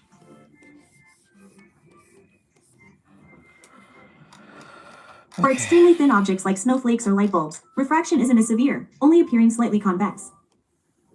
Finally, there's scattering. This occurs when light hits a rough surface beneath it and subsurface scattering, also known as SSS, scatters in various directions. This is acceptable when it creates a hazy or misty feel. All objects in the world are made of materials.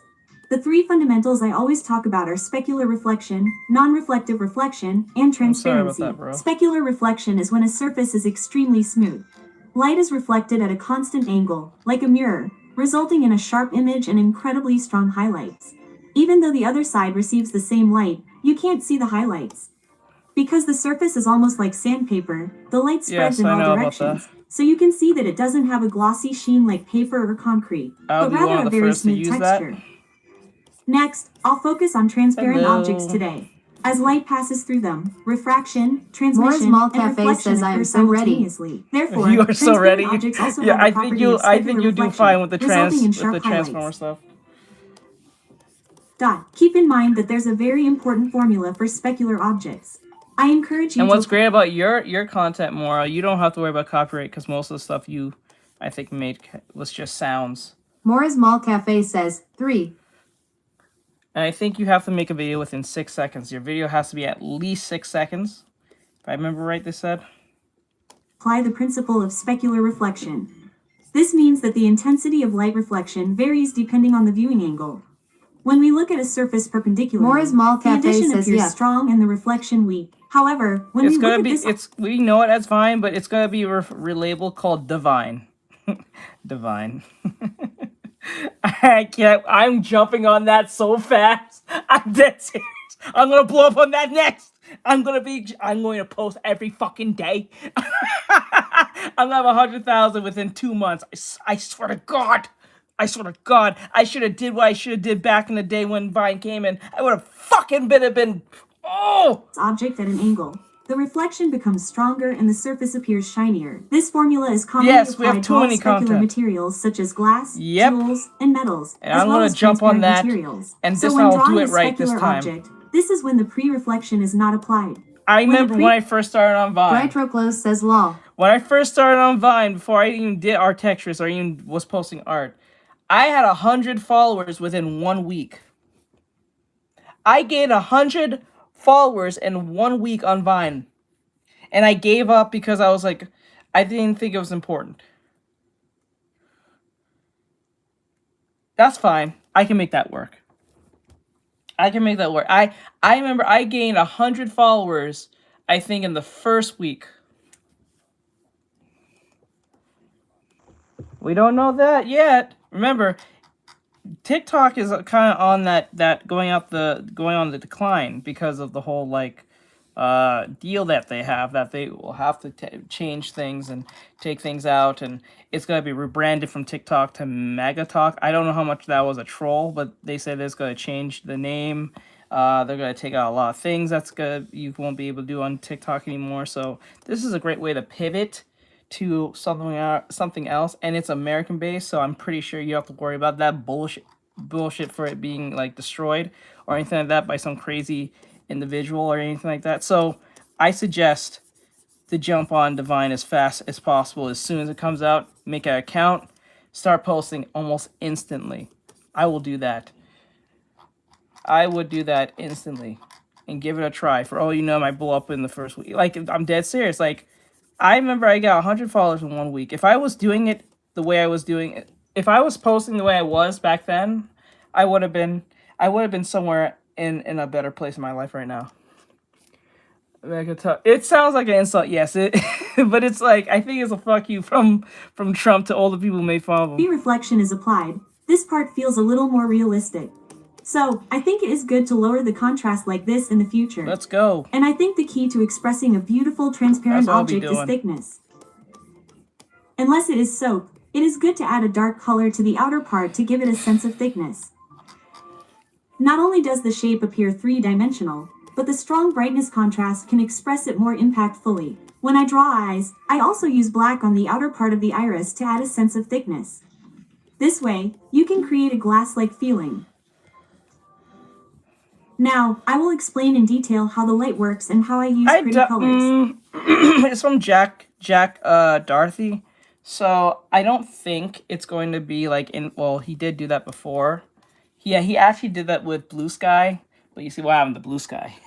Blue Sky it's just a fake Twitter for crazy people. Literally, Blue Sky is for crazy people. That's what Blue Sky literally is. That's what Blue Sky I made a blue sky account, but when I looked through that whole place, I'm glad I didn't post no art over there. I would have been canceled almost instantly for virtually everything. For virtually everything. Mora's Mall Cafe says lol. Yep.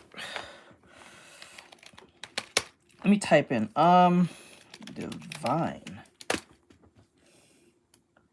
Divine. Or I'm pretty sure a bunch of people jumped on this thing. Vine coming back.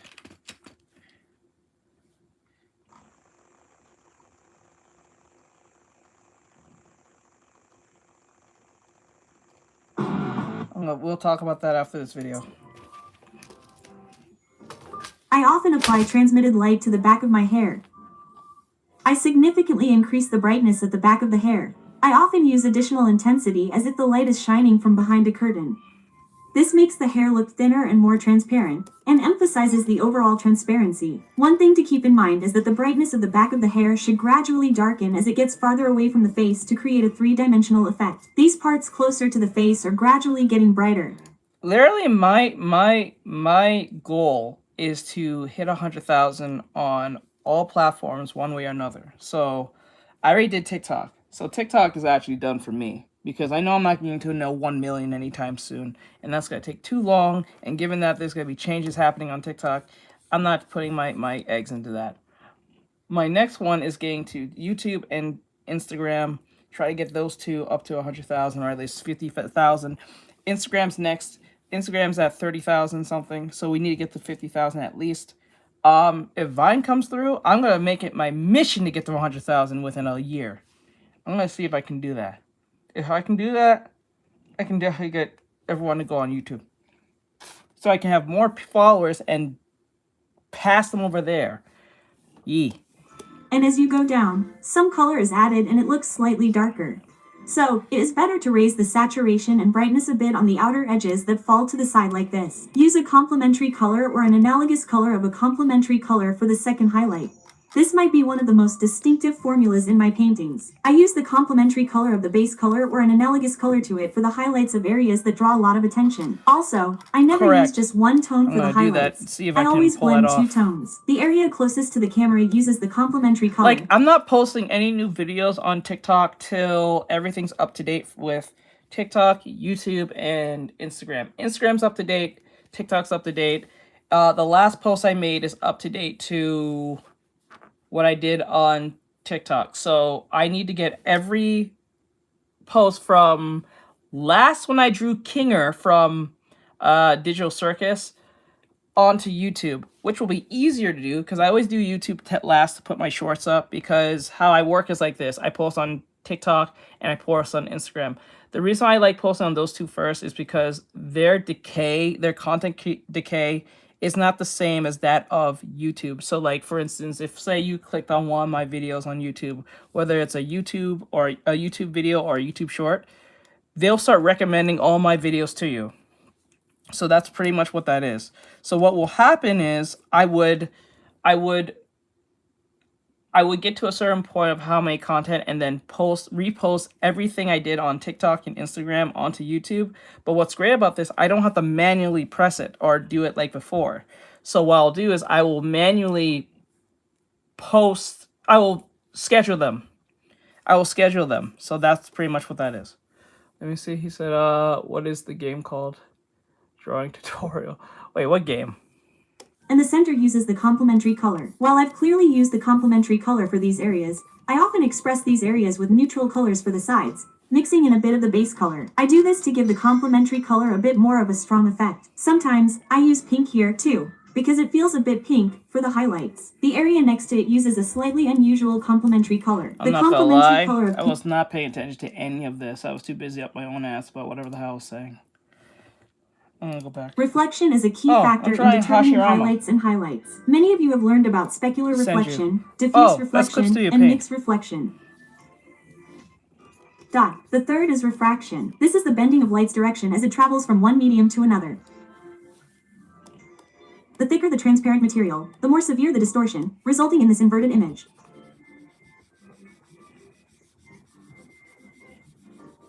For extremely thin objects like snowflakes or light bulbs, refraction isn't as severe, only appearing slightly convex. Finally, there's scattering. This occurs when light hits a rough surface beneath it and scatters in various directions. This is Okay. acceptable when it creates a hazy or misty feel. All Clip objects in the Studio world Paint. are made of materials. The three fundamentals I always talk about That's are the software specular I use. reflection, non-reflective reflection, and transparency. Specular reflection is when a surface is extremely smooth. Light is reflected at a constant angle, like a mirror, resulting in a sharp image and incredibly strong highlights. Even though the other side receives the same light, that's what you you want. can't see the highlights. Yeah, that too. Because There the you go. surface Sorry is about almost that. like sandpaper, Shouldn't have the mentioned light that too. spreads in all directions, so you can see that it doesn't have a glossy sheen like paper or concrete, but rather a very smooth texture. Next, I'll focus. Guys, does it look like Senju? Look like Hashirama? I feel like it looks like him, but I feel like it doesn't at the same time. I don't know. You gotta get him really specific. You gotta get him, like, you don't want him looking like someone else. Because he can definitely end up looking like, when drawing his face, it can dangerously end up looking like, Itachi. Let's see here. If you're looking for it, it's in the description.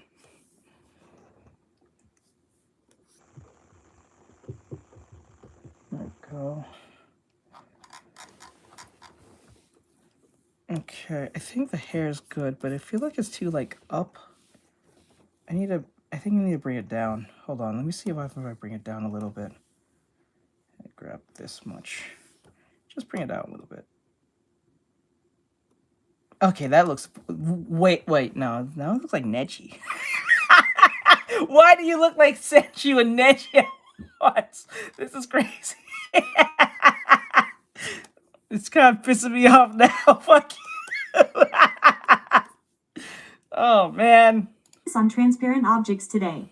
As light passes through them, refraction, transmission, and reflection occur simultaneously. Therefore, transparent objects also have the property of specular reflection, resulting in sharp highlights. Keep in mind that there's a very important formula for specular objects. I encourage you to apply the principle of specular reflection.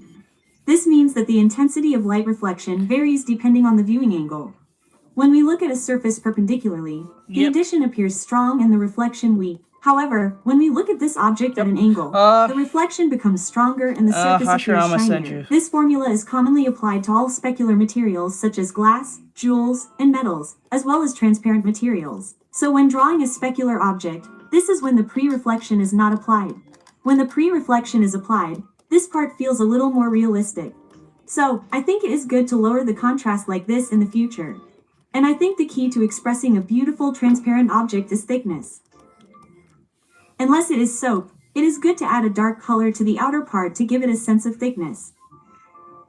Not only does the shape appear three-dimensional, but the strong brightness contrast can express it more impactfully. When I draw eyes, I also use black on the outer part of the iris to add a sense of thickness. This way, you can create a glass-like feeling. I hope so. Now, I will explain in detail how the I light really do. works I and really how I hope so, use dude. pretty colors.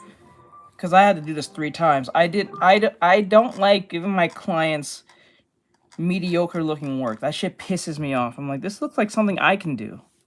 If, like, one thing you should always make sure if you're an artist and you're selling your work or you're a freelance artist, if you're going to sell your work, make sure that your work is not something that your customer can do. If your customer can do it and they think they can do it, instead of pay you to do it, then you're doing something fucking wrong. I'm just being honest. If it's looked like a way that even your customer can do it, then you did something wrong. You have to go back to the drawing board. You need to practice more. This is why when you guys ask me, Teach, why don't you just finish an artwork? You never finish any of your artworks. Because most of the time I'm doing studies. I don't do artwork like that anymore.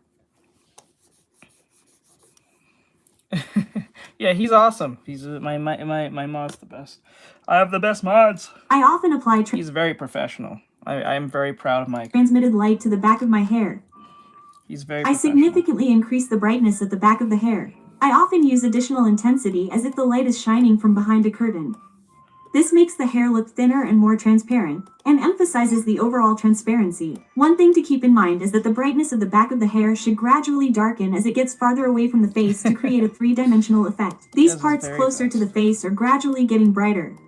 And as you go down, some color is added and it looks slightly darker. So, it is better to raise the saturation and brightness a bit on the outer edges that fall to the side like this. Use a complementary color What, or an the analogous link color or of a the complementary color description? for the second highlight.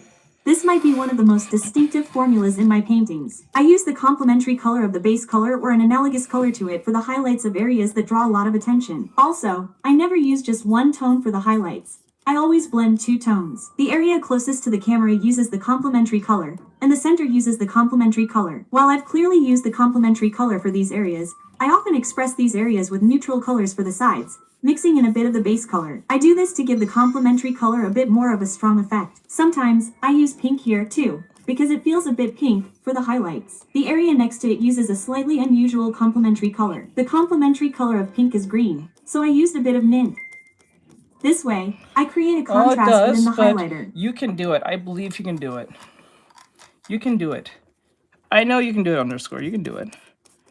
It takes time. Sometimes it depends on what you're trying to do. It really depends. You don't have to do, like, it really just depends on what you're into, what you like. And then if you want to make that type of art, don't overthink it. Just go for it. But make sense of what you're trying to do. Like, if you are an anime character, if you like anime, I would focus only on anime specific things, or at least the anime that attracts you to watch it. Like, so, like, let's just say you're into into mecha anime, right? You should just focus on drawing robots. You don't have to draw an anime character to draw robots. Just focus on robots and shape design.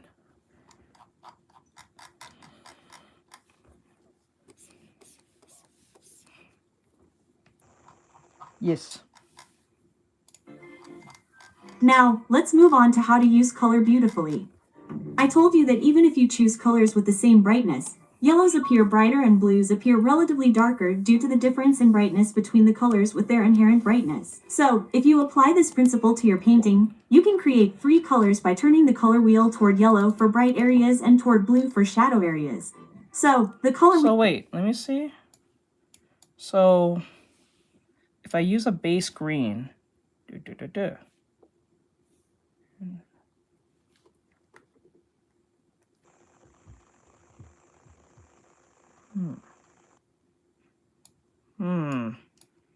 Wait, go back.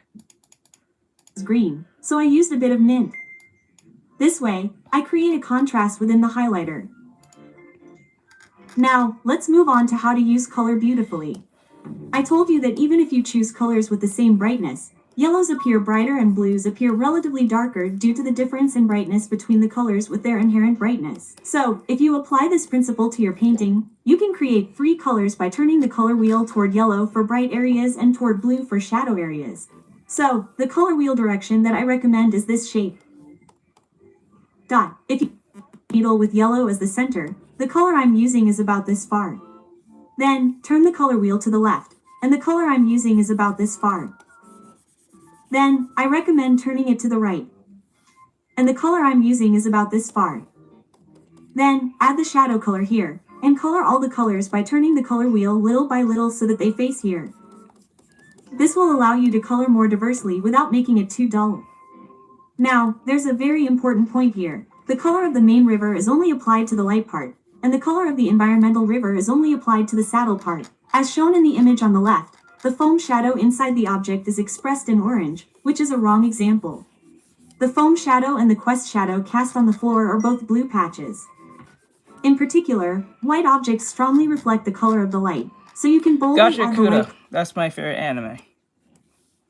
It's reminiscent of the old animes I used to love a lot. I still love them, but right now Gacha Kuda is in my, like, there's like a few of them, but like it's Gacha Kuda, Jabba's Reincarnation,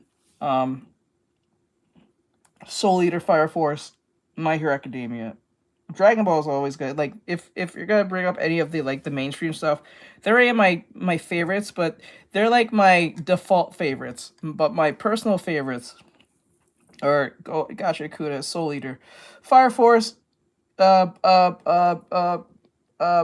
My Hero Academia, Gurren Lagann, and Mob Psycho. Color and express it naturally.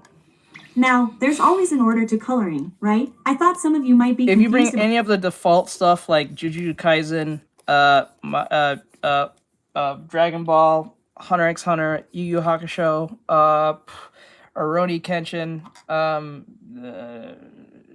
what's another? Gundam, all of them, they're defaulted as my favorites. So it makes no sense to ask that. They're defaulted by this point. Like, it's like, you know what I'm saying? It's just at this point. So, and Jujutsu Kaisen, so. about this part, so I brought it over. Now, first, just lay down the mix according to the shape. This part is really simple. We should So have I'll a term like that. What is your defaulted favorites? Right? Like, what is your defaulted favorites? Like, it's not like your favorite in the sense of like your personal favorite, but it's your favorite because you know it's cool, it's fun, it's a joy to watch. That should be a term. A defaulted favorite, and what is your personal favorite? I think that should be a thing. just go over it quickly. To make the contrast stand out, I made the business card a shade darker. Also, to give it a bit of a contrast overall, I overlaid the cherry and cream areas with a pink color, and the pudding area with a blue color. I processed it so that the two colors stand out a bit, like, I'm completely red, I'm completely blue. So, to emphasize the contrast, the red in the crease is a bit stronger overall than before. The lining is processed to be a bit more blue. As I mentioned earlier, we continue to use complementary colors for the highlights here. Now, since the blue light is coming from the left side has a blue highlight, and since this pink light is coming from the right side, the highlights are two-toned. Next, I added some fine highlights to the cherry pudding plate, which is a specular object, to further illustrate the textural contrast with the jazzy cream. I brought this bead. It looks like the light is coming from above. The light is coming from above, but the nerve underneath is very bright. This effect is revealed because the light is added. Yeah. So the opposite direction of the light is caught in the light and It's becomes translucent objects. It makes things look much more fun to watch or look at. It gives a 3D effect. I need to figure out how to do that one. Like, there are two things that you already know, Mike. My biggest one is making skin look realistic. Like, the type of skin I want to... Hey, what's up, bro? Hold on. Let me find, like... Let me see. Let me find a good example of this.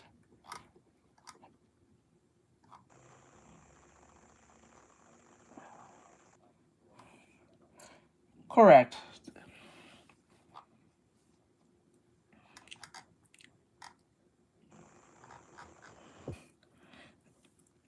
So there you go. I think that should be a term.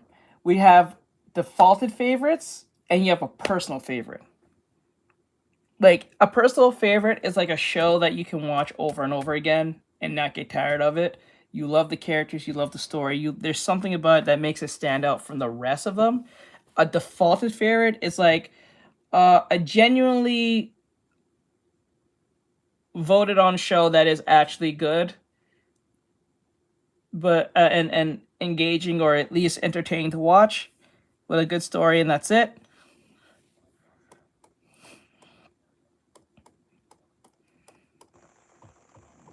All right, I'll look at it in a second. Actually, I need to run to the bathroom.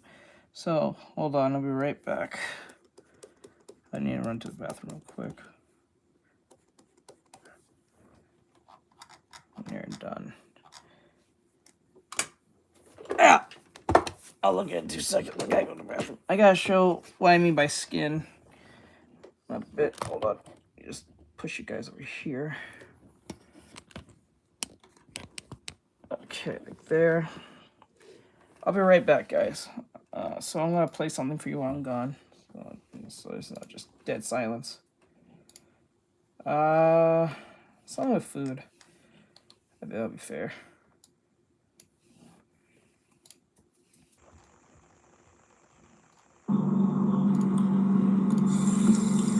For now, I'll come back to the thing later.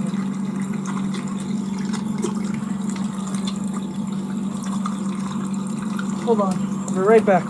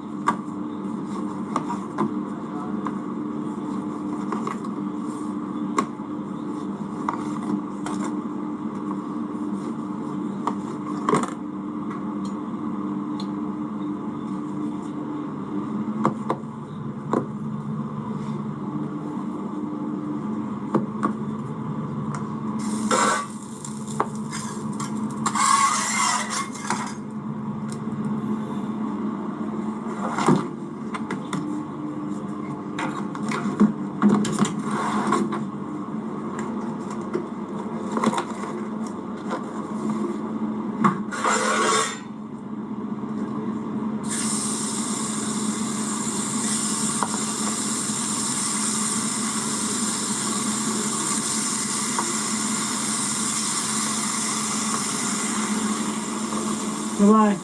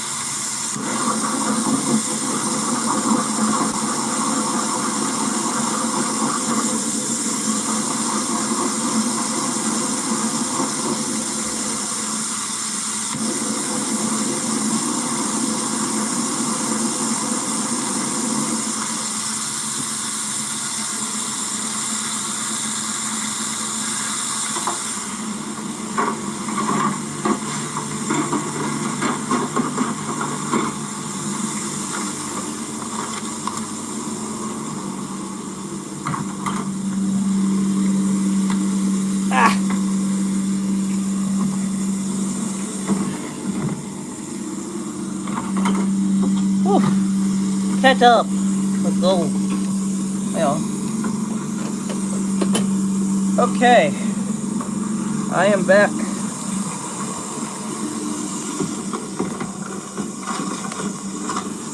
Okay.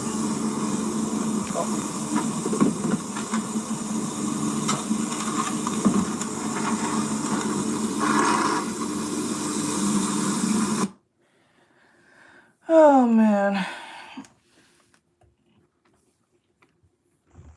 I wonder what feels better, when you make the food yourself or you get served by it. I wonder.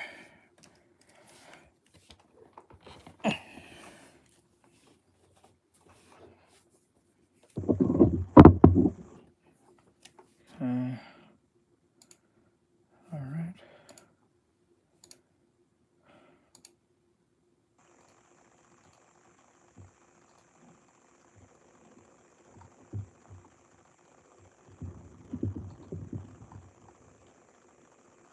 So Vine is a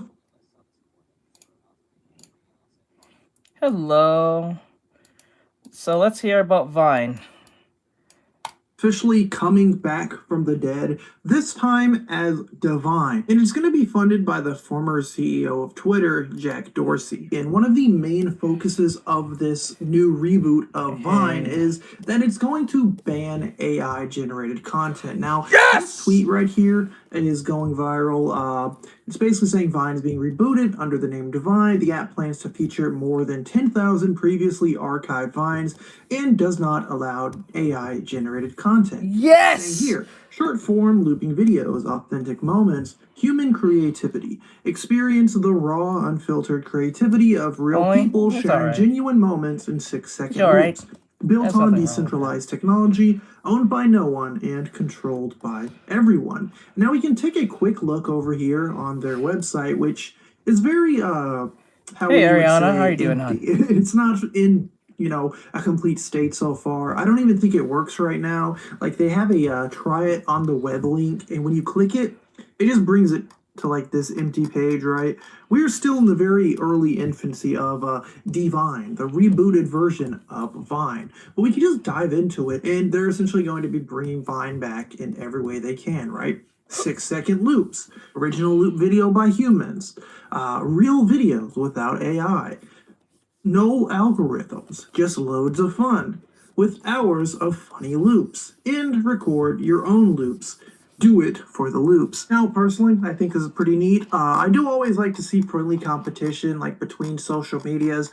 We all know what happened with Twitter, for example. Again, the CEO, Jack Dorsey, is going to be the one funding Divine.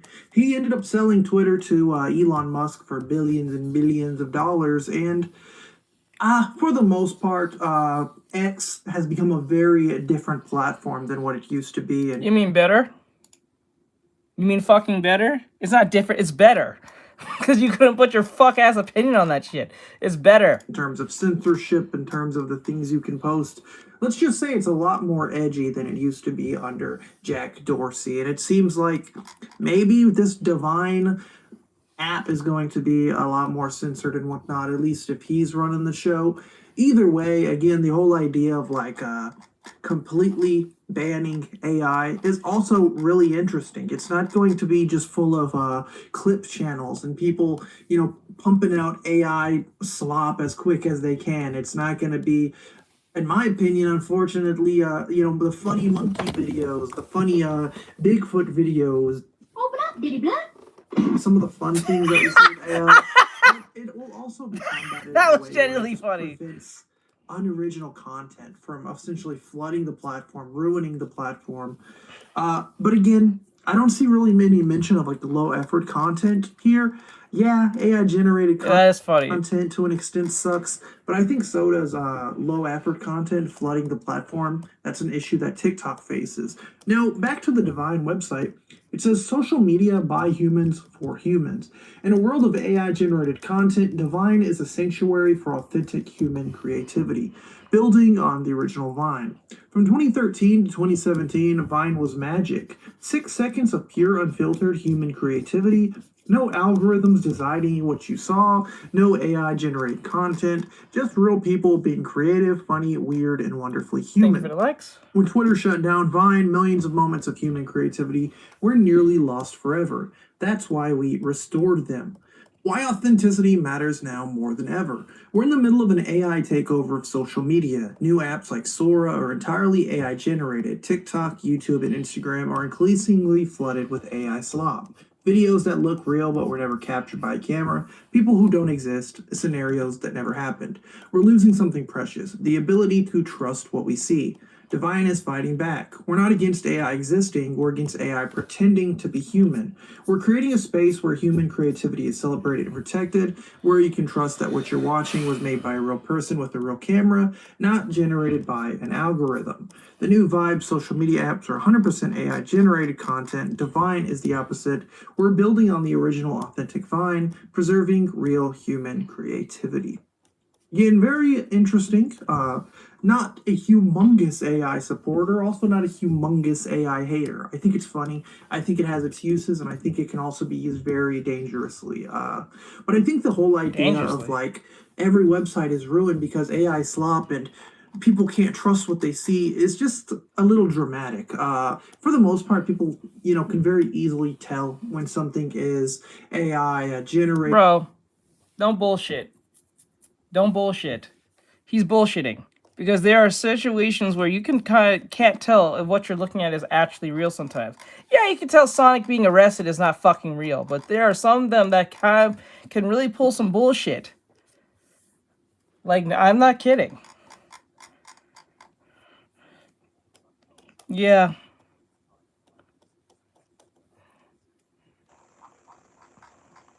Right? Crazy. And if they aren't able to, most of the times these platforms punish them. YouTube, for example, has a very, very strict AI policy where if you do not tag your videos correctly, your channel will be punished, right? It asks you, is there anything in this video that's AI? Is there anything in this video that makes it seem like someone said or did something that they actually did not do? And if you do not label your videos correctly, then again, you'll be punished for it. Similar to, again, like I mentioned, these funny videos of like animals like ringing a doorbell and then they're like, open up, Diddy Blood, and then like they get thrown, a box gets thrown at their head. Nobody thinks that's real. Bro, stop being an asshole. No, you're playing bullshit games. We all know that a fucking cat with posable thumbs that's talking isn't real. We're talking about the ones that comes off extremely real. Like those AI girls that look real. Till they don't look too real. You know what I'm saying? Stop bullshitting.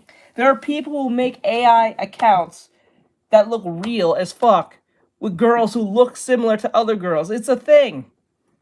Stop bullshitting. We're not talking about Sonic being arrested. Stop pulling this bullshit games or Goku being arrested or being pulled over and flying off with the car. Stop this. You know what we're talking about when we say real. I don't know why he's using that as the example. That is the most stupidest thing ever. You're full of shit. You're pissing me off. Stop. Right? And you see like a video of like a dog will be walking and he stands up and starts dancing. Nobody thinks that's real. It's funny. It's silly. He's using the most extreme example. Stop it. You look like an asshole. You just... What the fuck? I wouldn't use that as an example of something being real. Because we know that fucking talking dog don't exist. Like, what the hell? This is you getting me heated, bro. I see why you don't like Twitter. I do understand the element of like some AI generated content can be very scary, scarily authentic, scarily realistic to the point where you cannot tell, right? Like deep fakes and people editing people to say things. Yes. Remember that? They were showing like politicians being arrested or certain like celebrities saying insane things with Joe Rogan. Like Joe Rogan promoting something that he never promoted. We're talking about videos like that. We're not talking about a fucking cat who's doing some type of weird dance. Come on. Stop. He's playing games now. Things they didn't actually say, using AI voices and whatnot. I understand. Now, this part right here is a little interesting to me. It says He's playing preserving the stupid past. games. We've partnered with the archive team to restore and preserve original Vine content. These aren't just old videos, they're cultural artifacts of authentic human creativity Oh, let from me go check before that the now. AI era. Every restored Vine is a piece of genuine human expression preserved for future generations. First things first, I want to just say, like, their whole idea of, like, being so Do completely... you still get those? Oh my god. I stopped getting those shits. Hold on. Yeah, I stopped getting those a long time ago. But there was a lot of that. It was like, it was Joe Rogan. It was, what the fuck? It was Joe Rogan. It was Jordan Lee Peterson. It was all the I'm pretty sure we all seen all the AI ones with Tobey Maguire and fucking Spider-Man, the Spider-Mans, all of them playing video games and Joe. That got old really fast. Them all saying "shut the fuck up" to each other all the time. Like that. After a while, that just gets very old really fast. Anti-AI is just very interesting and very funny to me. Like, it makes it seem like we're in like Wall-E and we're just like in a spaceship sitting in like a big chair, just like being brainwashed by something on the big screen, and Divine is going to be the thing that opens our eyes, the thing that truly makes us wake up from the Is it AI this I'm looking slot at? that just It's this one, right? Oh, that's a cute one. Is this one, right? I'm pretty sure it's this one. I could be wrong. Let me know. consuming and eating our souls. But the part right here about preserving the original Vine content is a little interesting because there are probably, millions of videos from creators, people who probably aren't even in the public sector anymore, probably aren't even. Looks good. Let's see. Let's see.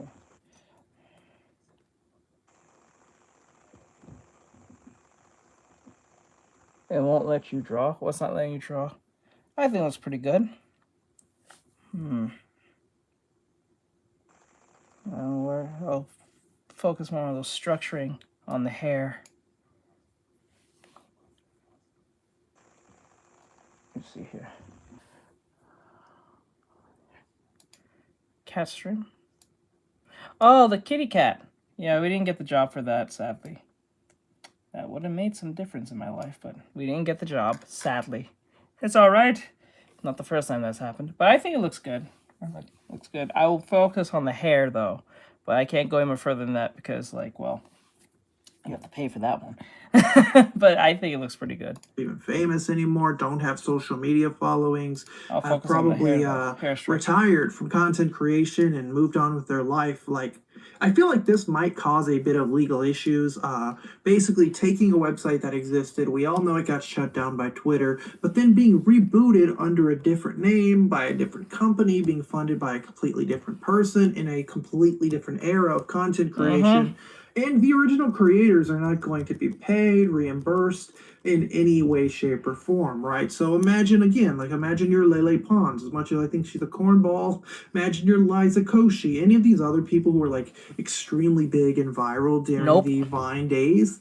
Your content is going to be re-uploaded to this Divine platform, and it doesn't seem like there's any type of way for you to opt out. There might be, right, as the website continues to grow. But I just kind of see that issue of it causing a bit of a legal cluster. Now, kind of like what I just mentioned, here's Divine's copyright and DMCA policy that's on their site. And they're basically running this entire site on a fair use basis, right? They're claiming that this site falls under fair use because its purposes preservation and archival purposes, right? Transformative, non-commercial nature, no market harm. It says open source project not designed to generate revenue from user data. What does that mean, though? Are they going to make revenue from ads? They're getting funding from Jack Dorsey, all right? Preventing permanent loss of cultural artifacts that after the original platform shut down. I'm sure we all know about archive.org and all these other different websites that seek to preserve things like software, video games, movies, TV. It doesn't exactly work out that way because legally, the person that owns this content, this piece of work, still owns it, right? If you don't know about copyright laws, basically, when you create something, an image, a video, a picture, anything you create, a song, I want to say it's like 80 years plus 20 after passing that you basically own the copyright to it. It doesn't matter if someone claims it's for preservation and archiving something, or like the original doesn't exist anymore, so it's completely fine. It's not. That's not legally how it works, which I personally do not care. Like, I'm not a big stickler for like copyrighted content, right? Like, I play clips of other people's videos and just give them a little credit in the corner and whatnot sometimes. But legally, from like a big company that's going to be like the reboot of Vine, already hitting millions of views, trending online because it's being rebooted, and also being backed by a billionaire, I think it's a silly idea. I think it's going to get very muddy very quickly, and I think like any other person What or anime do you think company has the that's worst tried fan to base? reboot My Hero. My Hero. Y'all are crazy as shit. I don't know what's up with that. You guys are very sexually deviant for like no reason. You guys are kind of like there with the furries to a degree, but My Hero. It's very weird. Like y'all. It's like the shipping is crazy. Fucking you guys like My Hero Academia fans, the crazy ones, ruin it for people who was trying to get into the show. It's just like it's fucking Vine or reboot any of these social media very platforms. annoying. I don't think it's going to be very successful. That's just my opinion, though. I want to know your opinion. I want to know what you guys think. Are you going to be trying out Divine? These individuals usually have a lot of daddy issues. Non-AI, the No pun intended within that. no AI slop allowed version of Vine. I might try it out. Thank you guys for watching. Peace out. Really am a nice person, but I can't stop myself from giving snark to the white people at Asian grocery stores. I'm sorry. What? I'm sorry. I'm not sorry. This video is going viral of a young woman saying that she gives side eye to white people at Asian grocery stores. Now, people Why? are giving her a lot of pushback, and guess which group is giving her the most? Asians. Let's talk about it. Yeah, you better.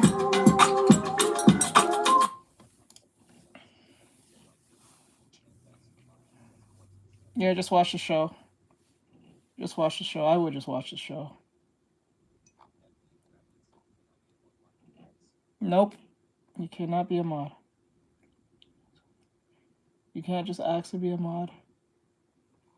Oh wait, these are new games. There's a game I need to show That you can go because bad. honestly, I still cannot believe it's What real. game is this? Out of all the titles on the show floor at Gamescom Asia this year, this ultra sleek looking first-person shooter was getting a lot of attention, where people who walked by just stopped and stared due to the hypnotic quality of the minute-to-minute action. It's a shooter where you play as this blocky mech robot thing, chaining kills and flowing from one arena to the next. So naturally, Nice. I made an appointment with the developer to chat about the game, asking about wishlist numbers, if they're looking for a publisher, and what their plans were for launch, only to be told, oh yeah, this was built completely inside Roblox.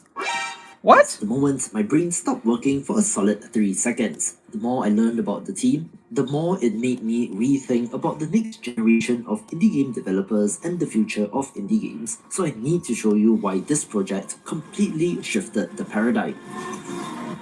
So here's the thing, It I didn't is. even discover Overheat What? on the show floor, but was looking through the exhibitor Sorry about list that, bro. online, where they allowed you to link to your game, with the trailer looking super impressive, so I wanted to see it in person. I initially thought it was Unreal Engine 5 or something, since it looked that good, probably inspired by Ultra Kill or Dusk, or one of those ultra insanely fast boomer shooters, so imagine my shock when I found out the truth, and my only question was, how?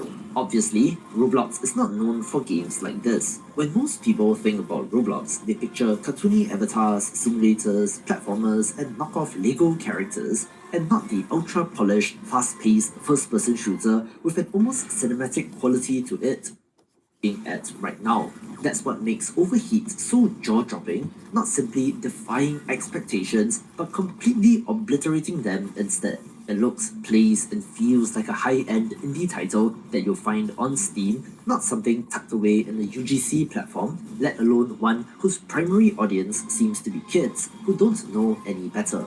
However, Roblox has grown into something far bigger than the kids platform. Launched all the way back in 2006, it started as a quirky sandbox game, but has since evolved into one of the most powerful user-generated content ecosystems in gaming. Today, they talk about having millions of active developers and over 380 I million don't think he monthly asked active because his users. In girlfriend fact, broke up with him. on certain record-breaking I days, think he was even just as literally just recently as asking. 2025, the number of concurrent players on Roblox has surpassed even that of Steam, hitting 47 million concurrent users as compared to Steam's peak of around 41 million on a particular day. Right It's here. kind of insane to think about that, especially if you're not a Zoomer and probably don't have a Roblox account yourself. It feels like this siloed off world that quietly grew in the background and then suddenly outpaced the dominant PC gaming platform. Roblox is now a full-blown game development platform, complete with its own economy, engine, and marketplace. Naturally, being a UGC platform, Roblox allows developers to monetize their creations, whether through games, cosmetics, or virtual items. And while most monetization still leans towards mobile-style microtransactions and free-to-play models, the sheer scale of the user base is hard to ignore. It's extremely tempting for developers, and I've heard stories of companies completely pivoting to making Roblox games and have been very successful, which brings us to Fishy Studios. I think to make Roblox type games, you need to learn how to use Lua. Website, which amusingly randomly switches between light and dark modes when I simply scroll it with my mouse wheel. They are a, I quote, passionate team of developers creating innovative games and digital experiences. They list 10 online handles across the various disciplines, from programmer to animator, composer, and more, led by someone who goes by Char Siu Guy, who I met, which, side note, is the best kind of roast meat. Fight me on that. The two developers I met from the team were both from Southeast Asia, a region where, traditionally, making a living as a game developer can be incredibly challenging, which makes this extra impressive. From what I gathered, the full team of 10 is mostly made up of very young people. For example, the two I spoke with were just 19 and 21 years old respectively. According to the website, they're making games for the arts, and I believe they mentioned that they're essentially working out of their bedrooms with zero budget, but yet, somehow, this small, remote team is making something as amazing as this. Video games and the industry as a whole tend to move in waves. Indie developers often create games inspired by the consoles and titles they grew up with. As these developers age, the trends in indie games shift with them. You can see this in everything from UFO 50 to the wave of SNES and Genesis-inspired pixel art games to Nintendo 64-style throwbacks, and more recently, the surge in PS1 era low-poly aesthetics. Now, we are approaching a whole new generation of developers, ones who are Roblox natives. There's an entire generation who grew up with Roblox as their primary gaming platform, just like you and I might have with Steam, PlayStation, Xbox, or even your My Nintendo account. Because they're native to the platform, they have a sense of what's trending and what the Roblox player base actually wants to play, and as that audience ages up, games that look decidedly not Roblox and more AAA will certainly have their space. Another thing that struck me about Overheat's creators is how savvy they are beyond just making a game. These are Zoomers who grew up with YouTube and social media, and they're using that to their advantage. They've been documenting their development journey. No, that's not a loss. Growing up in Nintendo back then was not good. It was not bad. It was actually really good. It's just that now Nintendo's horrible. More horrible than before, as time went by.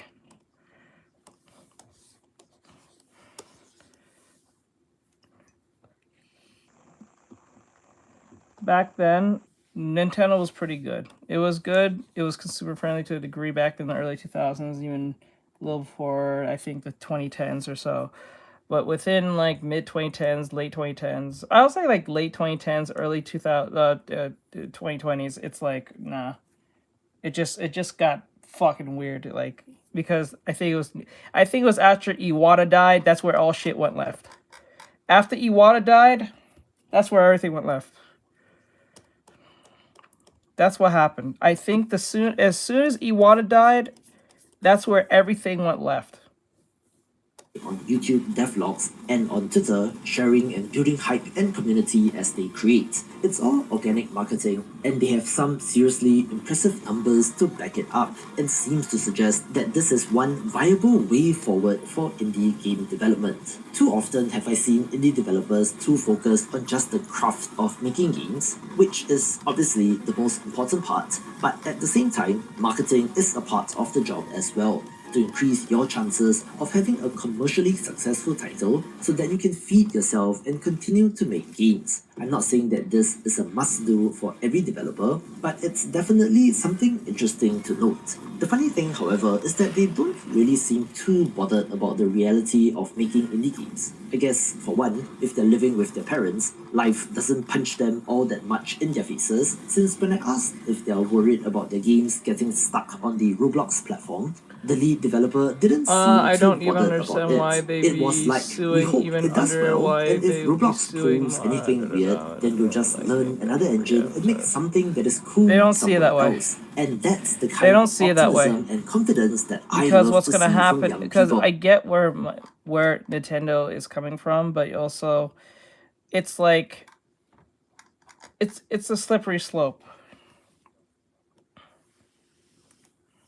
I'll make it. Just that'll be like the final thing I do.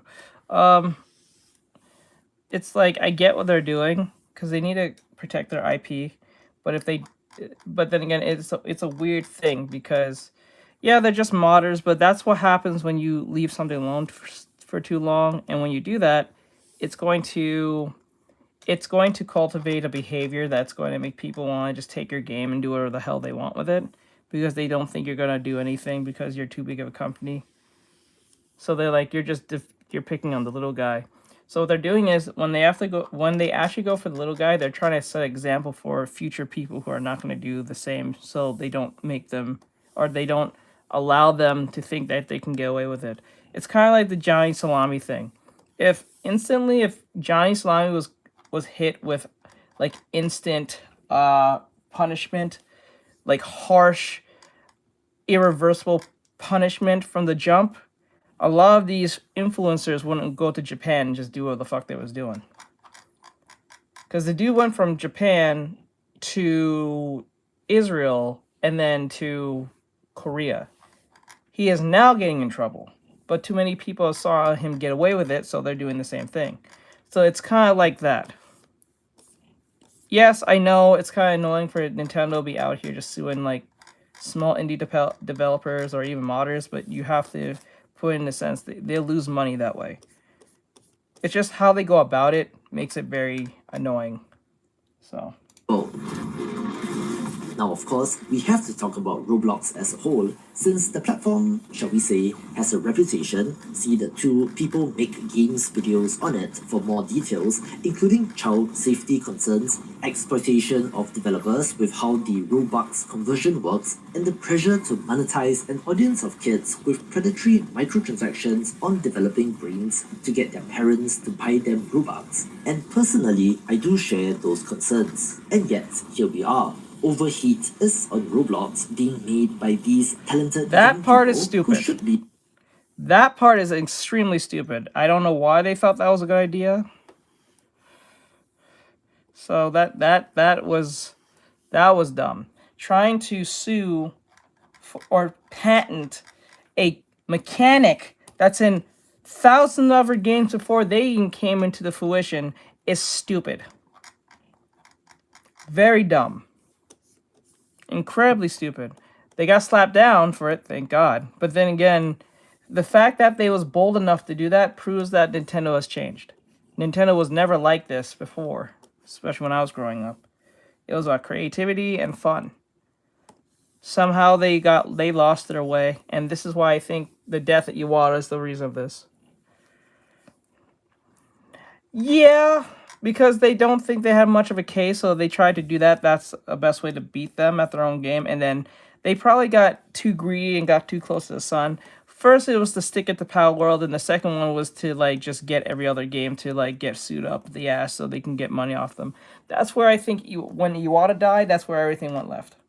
Because I don't think Iwata will sanction something like that. Be the future of game development, but for now are limited to this platform. where their talents might not be seen otherwise, even if the Roblox player base is huge. I won't be surprised if they decided to move on, or who knows, the game might just be a mega hit, so much so that they don't need to make games anymore, but can do so if they want. Despite any of my personal concerns about Roblox, the one thing which is crystal clear after seeing Overheat is that the future of indie games is very bright, no matter where that talent goes. It's not just about Roblox, it's about a new generation of developers. They're starting younger, learning faster, and they have this fearless attitude towards making whatever the hell they want, which does resonate, believe it or not. Maybe I should start looking at Roblox games more seriously. How do you do, fellow kids? Because there could be hidden gems like this, which defy the stereotypes, but I think that as long as humans continue to exist, there will be creators wanting to make games to express their creativity, no matter what the platform may be. Just look back to the early years of video games and compare to the sheer variety that we have today, and you'll understand what I mean. To make a true evaluation on that, because I feel like just Sonic Wation is just copying out from Nintendo. Like, I don't know. I feel like Sonic Racing looks more tackier compared to like Mario Kart, but like I don't know. I've never played the Sonic Racing games to know, so I can't even say. Maybe. Some of the best.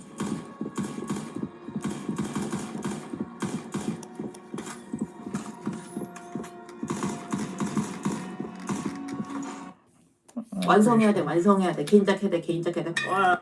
What was that? Okay, let me go back.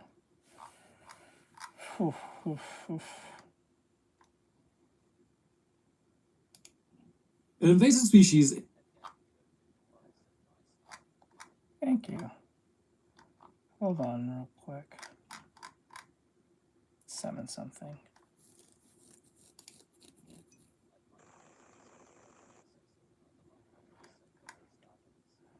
Yeah. Yeah, I feel like it's kind of like... I feel like it's tacky to me. But that could be just me being biased. So I can't even say. Let's see.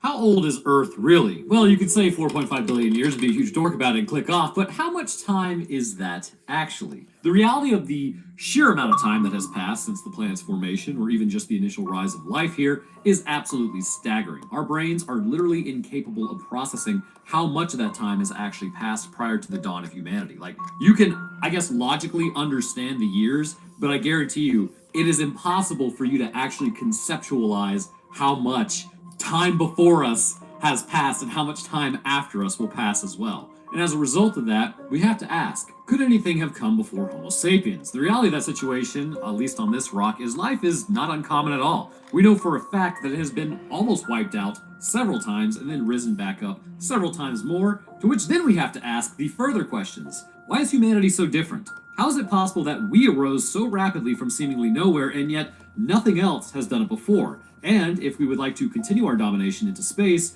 we might actually have to do it with decidedly more, I guess, robust bodies and the frail meat suits that we have to contend with currently. In the events of first contact, it's sort of like when your older sibling comes back from college and then punches you in the face.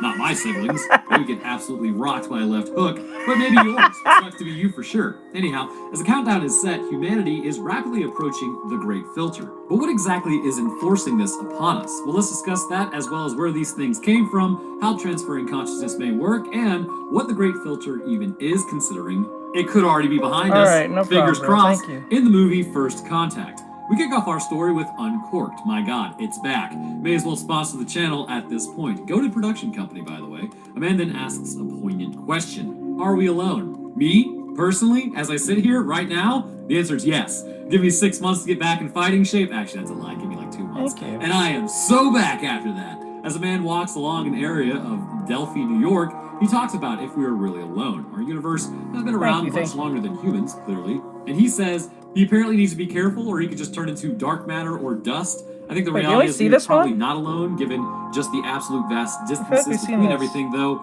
we are probably alone in our immediate area. It's like, yeah, if you're lost in the woods in Canada somewhere, technically speaking, you're... I don't find it odd that we had just... There is a in the grand scheme of... And it can't find her because it sucks and it has literal 4 eyes. Get good, alien. Danny is now two wires being connected. Seemed like there should have been a bit... You remember Ghostbusters? When they did the card test where you had to read the other person's mind? That's actually a real test. And they found that those that could do it, they had activation in the mirror neuron areas of their brain, whereas those who were just guessing... Thank you, Mikey gets it. Mikey knows my plight. Mikey gets my plight, bro. Very interesting. We'll see how that kind of goes. I mean, there's really... Thank you. It's once again... Mikey gets it. Tales video. It seems like whenever we do science fiction, it's because we already have an idea of what we want in the future, or we're possibly already noticing something. But regardless, a storm then immediately rolls in out of nowhere as he heads back into his barn, hearing a weird noise outside. Turning around, something is making money moves in the barn as he tries to slowly connect 2 wires for some reason, which then fires something up in a blue light. All of life hinged on these 2 wires being connected. Seemed like there should have been a bit more redundancy there, right? Anyways, jumping over to a bunch of people saying they are seeing aliens, this is actually apropos given that we actually have a giant chunk of rock heading towards us that should be arriving in November. The cringe on Facebook is otherworldly. Moms keep sharing like crap from like naturalnews.com. Probably don't go to that. I'm sure it's totally a scam site where they just steal your IP address. But apparently they're saying they spotted lights on it, and for your edification, they didn't. Stop believing everything you see on Facebook, please, for the love of God. It's no surprise that we're finding these things because we just launched the James Webb Telescope, and now we have a bunch more clarity on these interstellar rocks that have been passing through our solar system, probably since forever. New technology makes us aware of new horrors. Wait until we discover the warp. So as people argue about what's going on, I don't know, man. I think I've just reached the point in my life. God, I'm getting sidetracked today. The ADHD is bad, but I've just reached a point in my life where aliens, if they show up and blow up the Earth, is there really anything I can personally do about it? Probably not. So I can't worry about it anymore. I think we have all come to the conclusion that there's nothing we can do. If an alien were to come here, there's nothing we can truly do. And I don't think our premium technology has anything to do, can do anything. Let's just call it, we usually write ourselves as the heroes in most of our fucking movies as defeating the aliens or just dying. Defeating the aliens or at least surviving the aliens to a degree. But then again, it's like, really? Like, come on. Be honest with yourself. You honestly fucking think we have any real chance? So, like, you gotta ask that question. Like, can you really? Like, really? Like, you really think we can just fuck up aliens and just win? Especially if one came here and gave us hell, just imagine a fleet of them. And they don't have to even, like, come on the planet. They just have to shoot the planet. There's nothing we can do. There's nothing we can literally do. We can't intercept their lasers and shit. But for all we know, their nukes are like their bullets to us. For them. Gotcha, bro.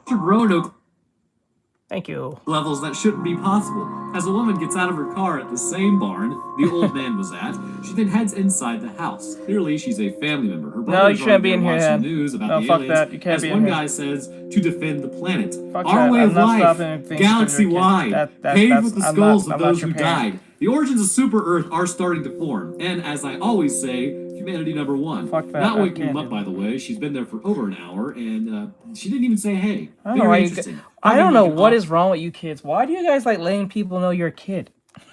Why do you guys like telling people your age? If you have to tell people your age, you shouldn't be on the fucking platform. Word prom couple. They're siblings, but get the fuck off the platform. Danny Boy and his woman split a while back. His son is with her, and she has lost her job. The last time they talked to their old man, it was over a year ago, and as they discuss being the closest family ever, the house then creaks as they are like, maybe we should sell the place. There was no trace of the old man ever found. Now, he's probably eaten. He's likely in alien guts as they talk, phrasing. This is not a tally situation when you see this thing. Looking through his stuff, though, Casey finds a book of 100 science words. Having a mental breakdown, as a treat, the whole house begins shaking. In another area, a couple begins heading home, totally smashed. You probably shouldn't be driving there, brother. Evidently, though, they just got engaged as they start making out while driving and being drunk. Very good. Slamming on the brakes, a light appears before them. Getting out of the car, he goes and looks, historically also not great. He immediately gets taken down as he stands back up and then gets into the car. Remember, this is how those wretched abominations known as an anglerfish actually hunts. They get you by the light. Call in a 500 kg bomb on my location. And the only reason I have to call it that is because the Super Earth apparently switched over to metric. Not my Super Earth. That night, Danny McBride talks to his friend on the phone. He's a real one, though, as he hypes up his boy. Casey makes the scene, as then they just kind of have their vibe ruined, I guess. He gets headaches and forgets things after an accident on base, where his apparently brains got scrambled. What was the accident? Wouldn't you like to know, Weather Boy? They never tell us. He would call Casey, apparently, and she would never answer, really which good. is pretty classic sisters, am I right? Danny then says, this is an actual stable living situation, and he could use a house. I mean, couldn't we all? Casey then also lost her job, and she has no money, so she's a broke girl, which means this guy's offspring, Ian Braddock, the dude from, like, the beginning, really got hit, like, his offspring sucks. So, going for a nice jaunt the next day, he smolders while looking at the grass, moving the wind. How is it doing it, I wonder? Now, I'm going to be honest, I have no idea what this was even about here. Maybe he heard something? I don't know. So as they drink coffee and they discuss looking for their old man, Danny says their dad is exactly where he's supposed to be. Yep. Yep. Yep. I said it yesterday, we're going to be someone's pet. They're going to make us into their pets.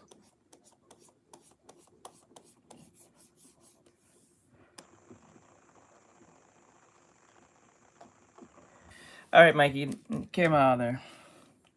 Get him out of here. Okay, so let's see. Yeah, I think we're gonna be someone's pet at that point. It's just it makes no sense. Likely dead. Leaving to go run some errands, Prometheus from the night before now wakes up with his own brains clearly scrambled. His fiancée comes in telling him what happened last night, as he has no memory of any of it. Been there. Sitting back up, his woman then goes and takes a shower as he says he's gonna go hang out with Jason, as he can straight up hear something clicking in his ear. Bro is getting absolutely lost in the sauce over there as he sits back up and then enters the bathroom. The building begins shaking as his eyes go full on Sharingan. I guess that's how you pronounce it from Naruto. I'm not a weeb. I just watched too many memes. This one guy had like very clearly pink eye. And it was just making a whole bunch of memes about it. Anyways, exiting the shower scene, she comes out to him and he answers her, but it's like super duper quiet for some reason. He says he dropped something, which was the earthquake. Okay, Swolger status. Saying he doesn't remember everything from last night, he then lays back down and he gets back up to go get the card from the bar. Back over at the super sibling bonding house, Casey then looks through her dad's math on you did the right thing. finding a glowing trash can, she uncovers a timer and has for Sledge, it's a bomb! The references flow like water. Trying to hack into the mainframe after 2 attempts to get in, which the fate of humanity was dependent upon a password that could be guessed within 2 tries. Apparently out at the bar, everyone is talking about aliens all of a sudden, like all news channels, and it's never really said as to why this just exists for some reason. Bartender's pretty base though. He says if we're too busy looking up, they'll steal our rights down below. So, pretty much. Listen, love your country, question your government. Distraction is the #1 issue. Alien Possession Man comes in next and says he needs some hair of the dog as he starts laughing. Feeling at Mr. Krabs once more, Danny then asks if he's okay. He starts asking where Braddock is as Danny asks if they know a guy named Ian Braddock.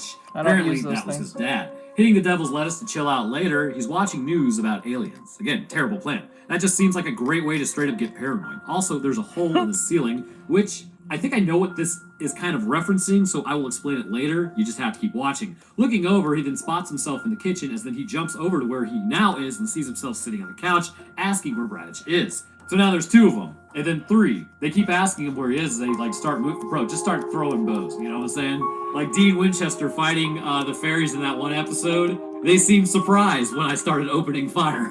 So returning back to the siblings' house, Danny then smokes, which is counterintuitive to all the running, as he enters the barn and finds Casey and the trash can. Casey says that she basically found something and it has everything to do with UFOs, or it could just be a trash can. Further analysis is needed. Meanwhile, Jason is heading over to Alien Possession Man's house to hang out with him like a good friend. Finding him on the couch, his face is looking rough. Touching him, he begins talking to him as he starts asking and saying how humanity doesn't see everything around them, and it's the beginning of the end. He now starts asking where a human named Braddock is, and because he doesn't know, I'm guessing the alien possession really doesn't have any amount of emotional regulation, so he just straight up explodes Jason's head. Good lord. Arguably, this species are just a bunch of jagoffs, mainly because they appear to be enforcers for one reason or another, and the question is, why? Well, I'll complain about all that in the science section. Do not worry your pretty striped head about it. So Danny drinks alone, smokes cigarettes, and then goes and runs in the morning. Definitely military. Calling Chloe, she doesn't answer. Definitely military. Meanwhile, Casey continues watching a video about her old man and gravitational anomalies. Nerds. He discussed Braddit's law of dark matter, apparently. Tentatively, of course. Hearing a humming noise, there is a beam of light in the distance as they both head out and go check out what that is, because that's concerning. And looking at the beam, yep, it's a beam, all right. As he stares, his own brains start getting absolutely scrambled, as now they both are getting scrambled. But the light was blue. What does that mean? Waking up the next day on the couch, at this big age, your back is going to start hurting at a certain point. They discuss how he's feeling, as Danny then tells Casey to stop talking about their dad's work, which you have to ask, why? Now, it could be Danny and Casey's tentative law of dark matter. However, Danny is now uninvited to the pizza party, so it's just Casey's tentative law of dark matter. So back over at the alien possession house, looks like Prometheus' meat suit is being burned through at this point. Danny calls Chloe once more. Yeah, bro. I mean, I don't know. You gotta pull back on that. Of course, she does have your son, so I don't know. Maybe involve the cops or something. You're allowed to see your son. So looking at the railing on the porch, there's a carving on it, a circle with a bunch of lines.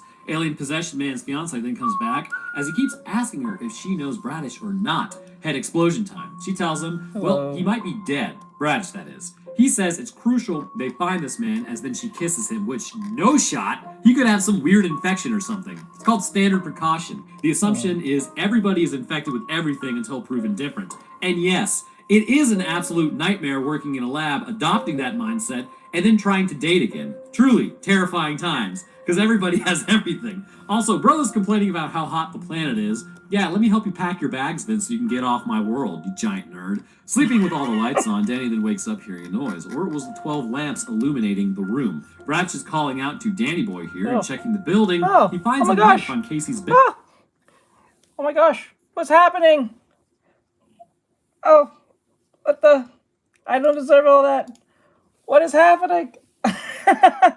Sound, please. Please upgrade.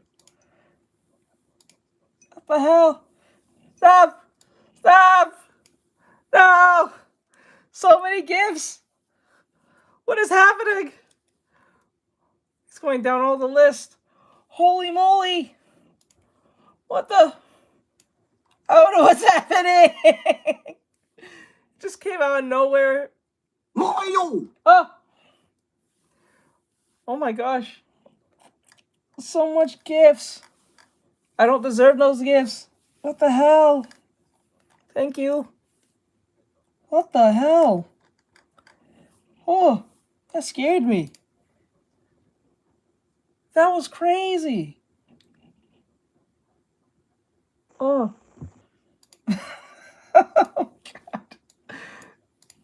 Oh, God. No one, hold on. I need to put a sound for it. Hold on. Hold on.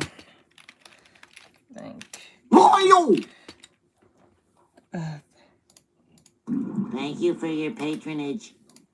Thank you. Thank you.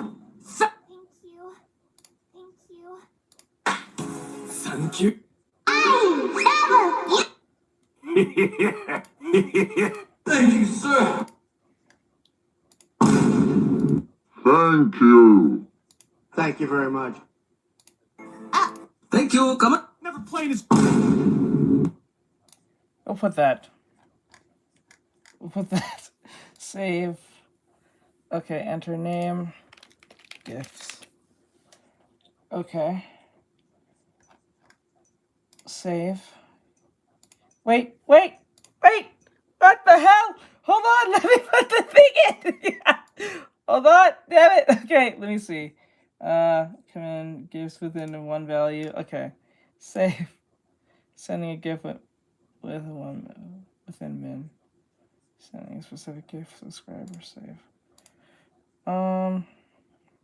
Gifts. There we go.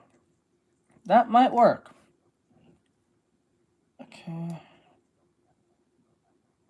Okay, you could try it now. You can see if it works. I didn't see that coming. Like, all that stuff. I think it'll make the sound. It'll make the TikTok sound. I mean, Instagram sound. You can send like one rose. Oh, there it is. It works. Oh, it's only one. Oh. So many. Oh. So many different gifts. Where's all these gifts coming from? Oh my god. Oh my gosh. I don't know what to do. Playing gifts. Okay, let me see. It's like there's like a minute between each other. So let me see if I can change the... Find 1 minute trigger of these. Okay. Okay, go to sound. Give it a sound alert. Reach the sound. Oh my gosh, you're going down the list. Holy moly. Oh my gosh. I'm getting nothing but a bunch of gifts on TikTok. It's kind of crazy. Okay, let me see. What is that? Soul pepper. Any gift. Okay. Oh, I can do that? Thank you. Maybe that might work.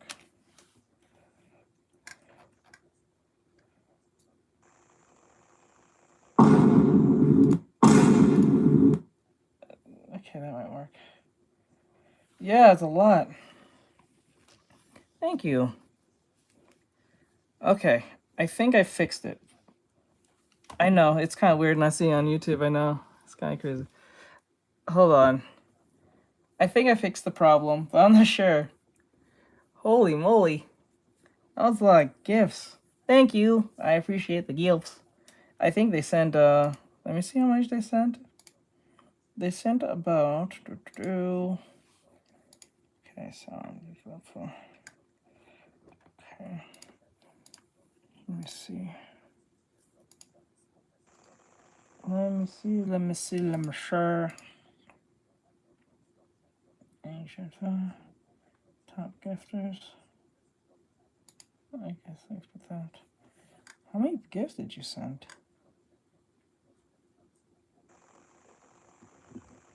Goals. Okay. There's transactions.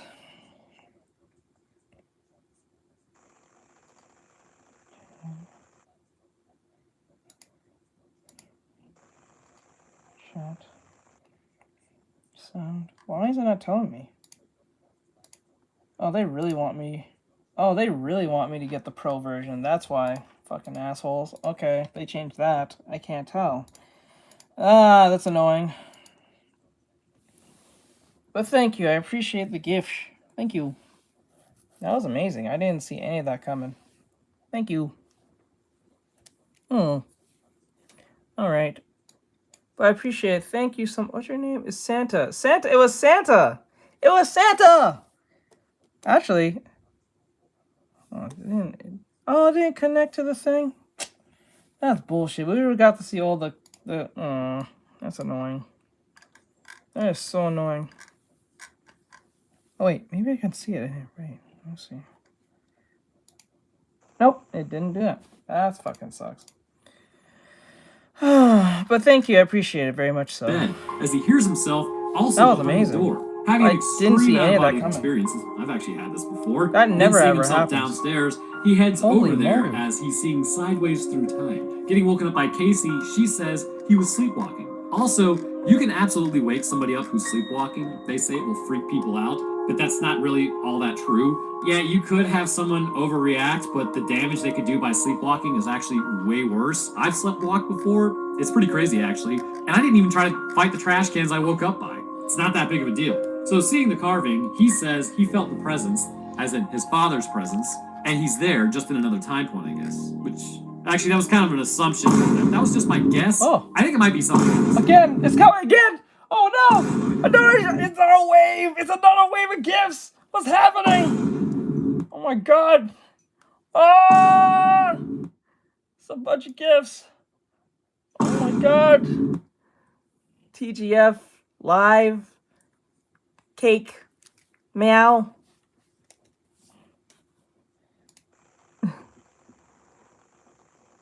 I know. That's kind of crazy. Thank you. It's one of everything. That's kind of cool. You know, it's so cool. Thank you. Thank you. Thank you. It's not Thank even really you. time travel. It just appears to be consciousness transfer. So finding a thumb drive, they say stop because their dad was hiding it for a reason. You found the furry file. No!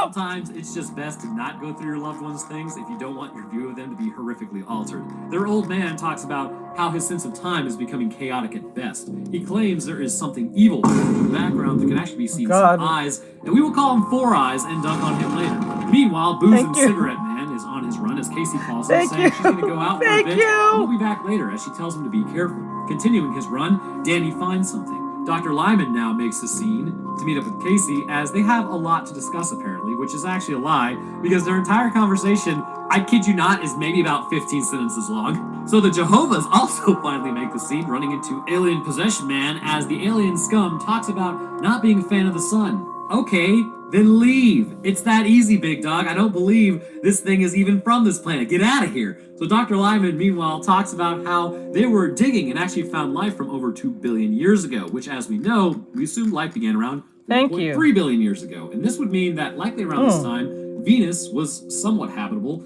and Mars still had water. They discuss the Great Filter as the Xeno scum talks about how the end is near. And you might be wondering, Rona, what the hell are you talking about with Venus and Mars? So this is obviously we need to go there and do some more in-depth research, I guess is the best way to put it. But judging by the atmosphere of Venus, there is enough water in its atmosphere that actually it could have been a shallow ocean over the whole thing, or areas with deeper oceans. But we also know it's been repaving itself through volcanism. Like at one point, the volcanism just got way too out of control, and the greenhouse gases of carbon dioxide and pretty much everything else created a problem. But the biggest thing is that it's very, very, very likely that there was water at some point on Venus. It would have just been more of a tropical planet. And Mars actually had a thicker atmosphere because at one point it had a magnetosphere, because we actually believe now that the core may be similar to Earth's, and it created maybe not as strong as a magnetic field as Earth does, but at least strong enough. And then eventually it kind of screwed itself, and then that magnetic field failed, or it was in the middle of flipping, and then the atmosphere just got ripped away. So the point is that very likely we had 2 habitable planets at one point in time next to Earth, which if we still had that, imagine, if you will for a moment, how much better our space race would have been. Instead, everything around us it's just all dead space. Friggin' lame. We gotta terraform these things. Anyway, so Dr. Lyman discusses how humans have accomplished a lot in such a small amount of time, and the Great Filter sucks. As Alien Possession Man approaches the Jehovah, brother, it is a demon. You gotta tuck and roll out of this situation. But instead, he gets stabbed. Basically, Lyman's stance is that humans have never been contacted because of the Great Filter. Back at the house, they discuss the symbols as Danny says Ian is gone. He's got a chip on his shoulder about the whole situation. His old man barely knew him, apparently, and he doesn't want to make the same mistake with his son. Admirable. Also, his soul ejects out of his body that night. I don't know. Why? Well, I kind of know why. Anyways, later his fiance then heads back home with some random dude in tow. Not anybody, but, Alien Possession Man. Evidently, the countdown has been set to when something is supposed to show up and cause something else to happen. They've been rather vague so far about what is even supposed to be happening here. Hearing a noise, Casey now equally gets lost in the sauce as Danny wakes up and sees her in her room. Fiance now gets called to the basement as he says, "Nice." Actually, Santa, if you want a sketch, I can get you a chibi sketch. I am not for all going those down there. gifts. That is a 40-year-old neat. Goodbye. So Danny now approaches Casey as she talks about Bradich. Danny is told time is running out and soon it will be here. And he's like, what? The end. Danny asks if he's an alien, which here we go. They were apparently entities that evolved past their physical forms and then stored themselves out in space as dark matter. Which, okay. I mean, my brain thinks, why not just store yourself as a computer file or something and give yourself a physical body that's not affected by cosmic radiation? But you know what? That's just my human brain. Meanwhile, Alien Possession Man is beginning to mutate. Fiance's friend now shows up locked and loaded, Brides of Christ, but the reality is if you're going to point that at someone, you got to be willing to actually pull the trigger on it. Otherwise, it's escalated well past the point of talking, and if you can't pull the trigger, well, you're totally boned. Bro gets chokeholded by what this thing calls himself, which is the end, as in it's the end of your stay, get off my planet. So Fiance then gets stabbed by the Alien Possession Man, which makes him rather sad. But the alien is still in control. Shrieking because of it, she's down for the count as Casey then eats her fingers. asking her if she remembers anything. Apparently she doesn't, from her own possession. However, she does need to show him something. Casey thinks their dad opened a portal to an extra-dimensional being. The creatures take over living things. In one of the diaries, the dad said Debbie went missing, and then Danny actually found Debbie on his run, which was the dog, showing Danny the trash can. Tomorrow is evidently the great filter from these extra-dimensional beings. Is this Half-Life? Having the great filter enforced upon you by another race is also complete F tier for that race. Like, oh, cool, you found us. Guess we have to go extinct now. Like, bro, there are so many resources out there. Get out of here. My thinking is, why don't you come down here and hand fight us, you freaking nerds? So the aliens are being talked about once again as they can see an alien as it attacks the dude that straight up approaches them on the news. Okay, so I get, like, walking to that thing. No, actually, no, I don't. I would never approach something like that in my life. Maybe throw a rock at it like an actual Chad, but not approach it. So Casey now spills the spaghetti out of her pocket about how 3 years ago they started seeing UFOs. She ended up losing her job because the planet started focusing on weapons. So they can. Our way of life, galaxy. Well, I think they Danny left. then says he got to hear their dad, and he reports back that it did in fact kill him. Their dad is in fact gone, but his echo is still there, or he's apparently dark matter. They're a little unclear on that one, actually, which is great, as it actually leaves room for interpretation, which is the whole channel's purpose, and that's what I'm predicating all this on. Saying, screw it, where do they start to prevent their extinction? Evidently, they need to upload some sort of virus to prevent this from happening. Bit of a strange connection here. So it's like a dark matter computer up in space? They never really tell you. So Danny's Prometheus over here says he will actually come help them, as then he hands in, like, they built up this whole thing like he was coming to help, right? Dude never shows up at all. I was so confused. I was like, I thought he was supposed to, like, come do something, but I guess they kind of forgot about him. Anyways, so Danny heads in while Casey holds 2 wires from earlier and then finally touches them. But before she can, another storm begins rolling in. Calling Chloe one last time, she doesn't answer. Well, surprise, surprise, he says he wants them both to be happy and excited. Tomorrow may be different. Yeah, that would probably be a cry for help in voicemail form. Meanwhile, outside, Red Eyes is back in the tall grass, running away because Danny hasn't goes off as Casey heads back inside. The noise, the door now opens as the thing is inside the house, and it has figured out doors. So it is smarter than the aliens from Signs. I guess that's not a good sign. Oh, brother, This guy stinks! As it enters, oh God, it's got 4 eyes, but they're not even truly binocular. God, what an F-tier build. No wonder these guys didn't want their bodies anymore, unless this is a biomechanical build, and then they chose to look this way? You guys suck. Anyway, searching for her, because of its lack of horizontal vision, it can't find her, because it sucks and it has literal 4 eyes. Get good, alien. Danny is now armed with man's answer to the alien menace 100,000 years ago, a knife. Pretty based. Then they answer with man's other answer, straight up fire. Hell yeah, brother. Heading outside is daytime now. How long was that fight? Like, good lord. They have also 7 minutes until the end of the world. Grabbing man's other answer, a blunt instrument, this thing is learning of humans today. It was man who was made in God's image, not you, creature. It says, man knows nothing, as he asks, well, what do you want? It is there to ensure the natural order, their extinction. Why is that a natural order? Why were the Reapers huge punks in Mass Effect? Who knows? So he says, it will hurt. Well, yeah, so will blunt force trauma to your weird-looking head. He says he's the messenger as they upload the virus, but Danny then gets stabbed by the alien. He tells him he's alone and nobody is coming to help. Like, this thing is talking the most amount of smack ever. Galaxy Walk! Casey gets straight up smacked in the head as, oh hell yeah, man's other answer, a literal spear. Stabbing the thing, the alien then dies because it sucks. And then they look at the trash can. This movie is giving me violent levels of, like, humanism right now. So a beam now appears in the sky as Casey says they need to fix the machine. They hug it out as siblings, but they don't have time for any of this. Eruptions appear around the world at this point as they have 1 minute to prevent this from happening, whatever this is. Casey then says they need to detonate the trash can manually. Doing it, the red beam then turns blue because that means something, and as it does, she's enveloped in the beam, and I'm pretty sure she gets straight up vaporized as Danny Boy runs to the barn and hides from Project Bluebeam over here. With the light at the end of the tunnel, Casey now meets her dad again. Meanwhile, like me in Vegas come November, Danny wakes up bleeding, looking rough, and not in the usual place that he should be. Oh look, Chloe finally decides to call him, as then he ignores it. My, how the tables have turned. So as the news talks about how they are not alone, the aliens have now arrived, and it is officially first contact, which means, thus concludes, first contact. Welcome to the science portion. The first thing we need to talk about is why aliens can completely suck it. The second thing we need to discuss is human consciousness as a whole, and the idea that our meat suits, continuing on in an evolutionary sense, might not be, like, the best way to go out amongst the stars. I will say this is going to get a little metaphysical, given it deals with concepts that we really don't know the origins of, or how true they may or may not be.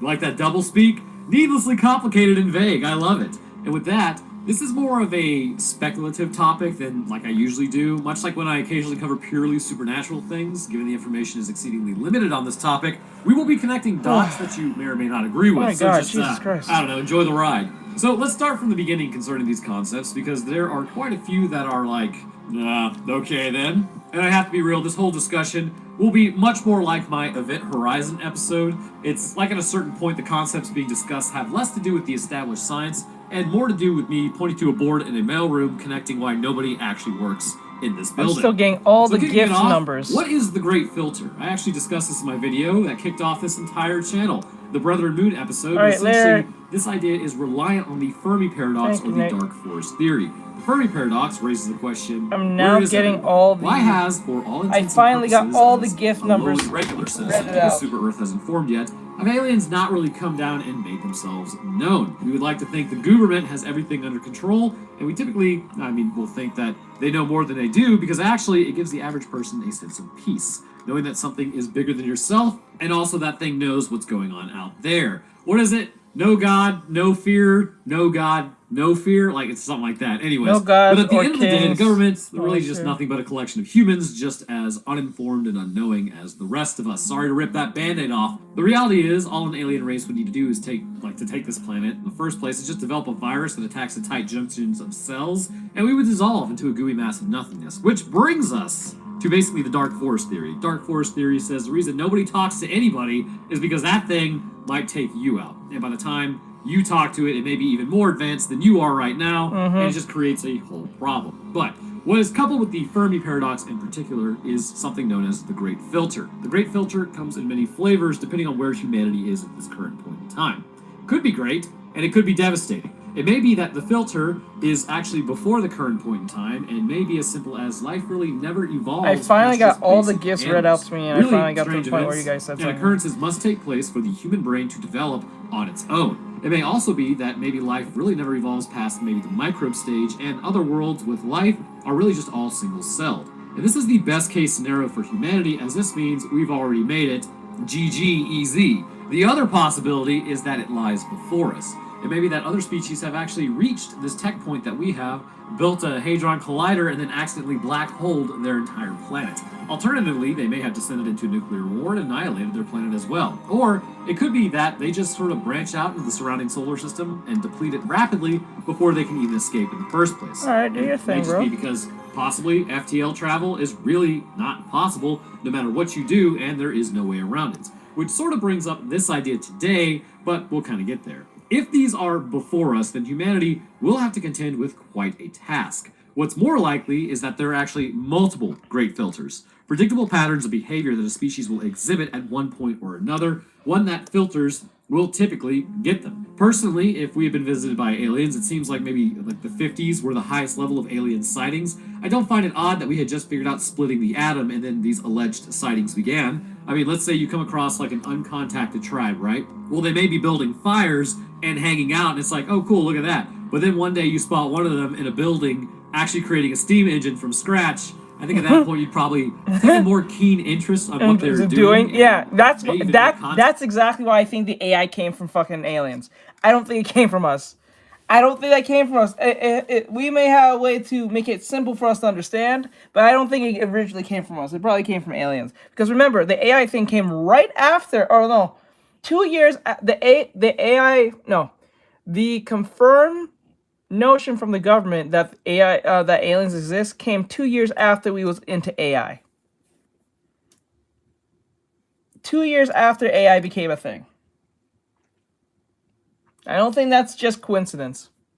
Attack to that point to be like, hey, by the way, I know you're building the steam engine, but we kind of already have all this over here. Anyways, with us, however, it was probably kind of to tell us that nukes are great, but don't nuke yourselves into oblivion. So, great filter, not so great depending on where we lie in the process of it. But then, the question will become further past this point, what even are we to a great filter in the first place? See, this is the part where it starts getting a little out there, and it's based on the neurology of our own anxiety skull meat.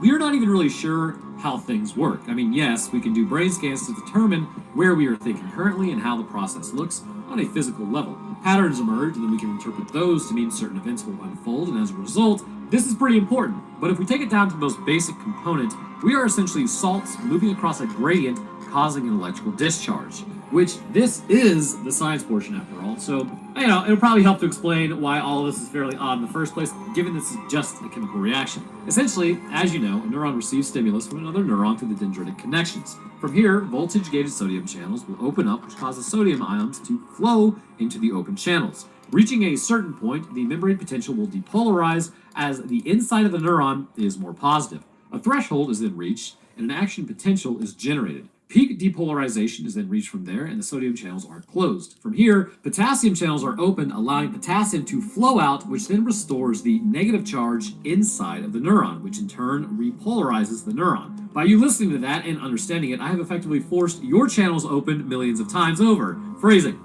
And this is how your neurons work, and this is how we think and exist. But what's always fascinated me about the process is, where does new information actually come from? Animals will typically react to their environment, which is how their survival is based. Apart from that, abstract thinking is not so much a necessary process. I'm not saying it doesn't exist, but when you take a look at us, it's like all we do is abstractly think. In fact, your brain is your worst enemy.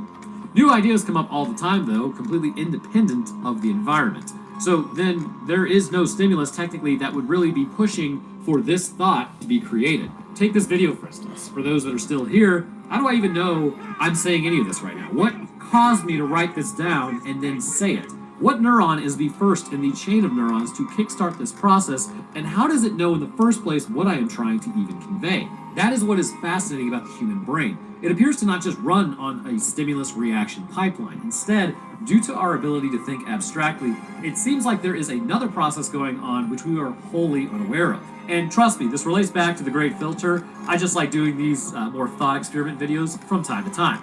So I believe what this movie may be postulating is that the afterlife and consciousness are already intrinsically connected through the idea of dark energy and dark matter. What are those? Well, dark energy, as we call it, is almost a complete unknown form of energy that appears to be accelerating the expansion of the universe. And this is thought to be fueled possibly by the presence of dark matter as well. So think of it like this. Realistically, the universe itself did not have dark matter or dark energy. The gravity that exists within the universe itself would be drawing everything back in. Prior to this idea, it was assumed the universe was actually going to end in something called the Big Crunch, which, I mean, everything was expanding from the singularity explosion at the beginning. The expansion would slow down and then be drawn back inward by its own gravity, which would probably result in another singularity to form later on. However, what has been noted is it keeps expanding, and it's actually accelerating, which now means it'll probably go the way of the Big Freeze, as atomically everything is drawn apart further and further, and basically, I mean, the protons are drawn apart and the quarks are drawn, basically everything's going to be drawn apart. So, I mean, it really doesn't matter. At a certain point, all life here is probably screwed. But again, this is just a physical issue, maybe not so much an energetic one. With this concept of dark matter and dark energy, the thing to remember is it's not evil, it's just not understood. It's also not antimatter. Antimatter and matter combined release pure energy, which you don't want to be near that. Way stronger than splitting an atom. It's essentially, if I remember correctly, it's like protons and electrons are spinning the opposite ways of each other. But anyhow, it's not like, when it comes to dark energy, it's not really understood all that well. So we have to ask ourselves, okay, then what properties does it really have? Well, from what we are assuming, the state of matter we exist as actually doesn't even seem to be the predominant form of matter in the universe. We appear as an anomaly. Dark matter appears to be 27% of the universe's total mass, while normal matter, as it's called, and it's only called that because that's what we are, is only around 5%. And 68% of the universe's total mass is technically just the force of dark energy. So, you were probably gathering at this point what this means. And if you aren't, well, don't worry, there is a connection coming. Also, if you're like, well, dark energy isn't matter, how's that work? Kind of think of photons, which behave like a particle and a wavelength. Photons technically should have mass because they're a particle, but they're also energy. So they behave like a wave. And I know what's going to happen. Somebody's going to be like, well, actually, photons do not have mass. But the reality is it's so close to zero that it's effectively considered zero. right? But it's still not zero. Take absolute zero in terms of, you know, freezing, right? That's where all motion Was the stem of the leaf always on top of the... Zero. There's no energy in the system. Well, you can get close to absolute zero, but you can not really hit absolute zero. There's always still a little bit of energy in the system, although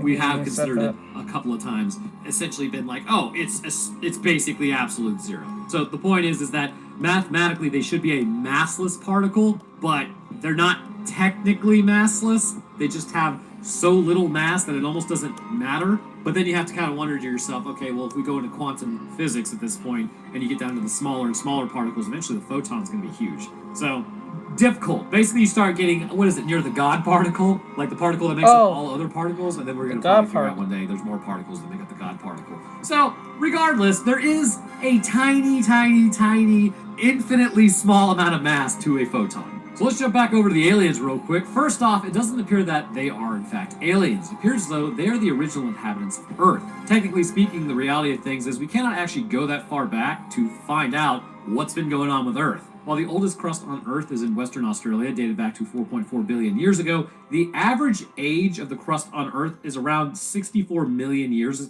basically due to like subduction zones and resurfacing and all these events. That's what makes these things so difficult for us to fully understand. Earth is old. In terms of human years, you can kind of think of her like a 46-year-old. What was Earth doing in her 20s? You don't know, so don't ask questions. But the point is, I want to know. I would say the same damn thing. You know what this bitch is doing? I said that. I was like, no, I don't know.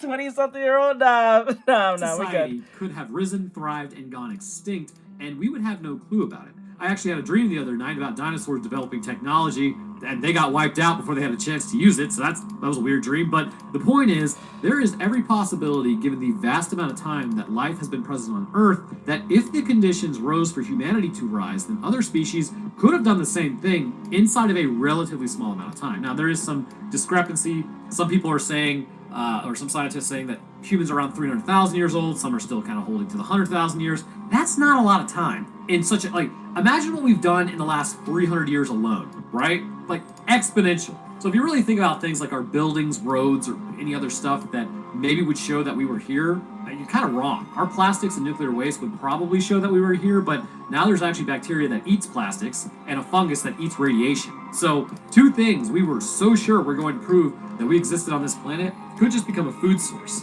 eaten away over millions of years to absolutely nothing. Who's to say oil reserves that we enjoy currently weren't some previous species waste product for another energy source that they used that was then converted by bacteria? It's purely a thought experiment on that front, though. Who knows? Anyhow, so as we look at this species, it seems like there are two of them in conflict with one another. However, they have the same abilities. Possession of the human body and a physical form, or at least some of them do.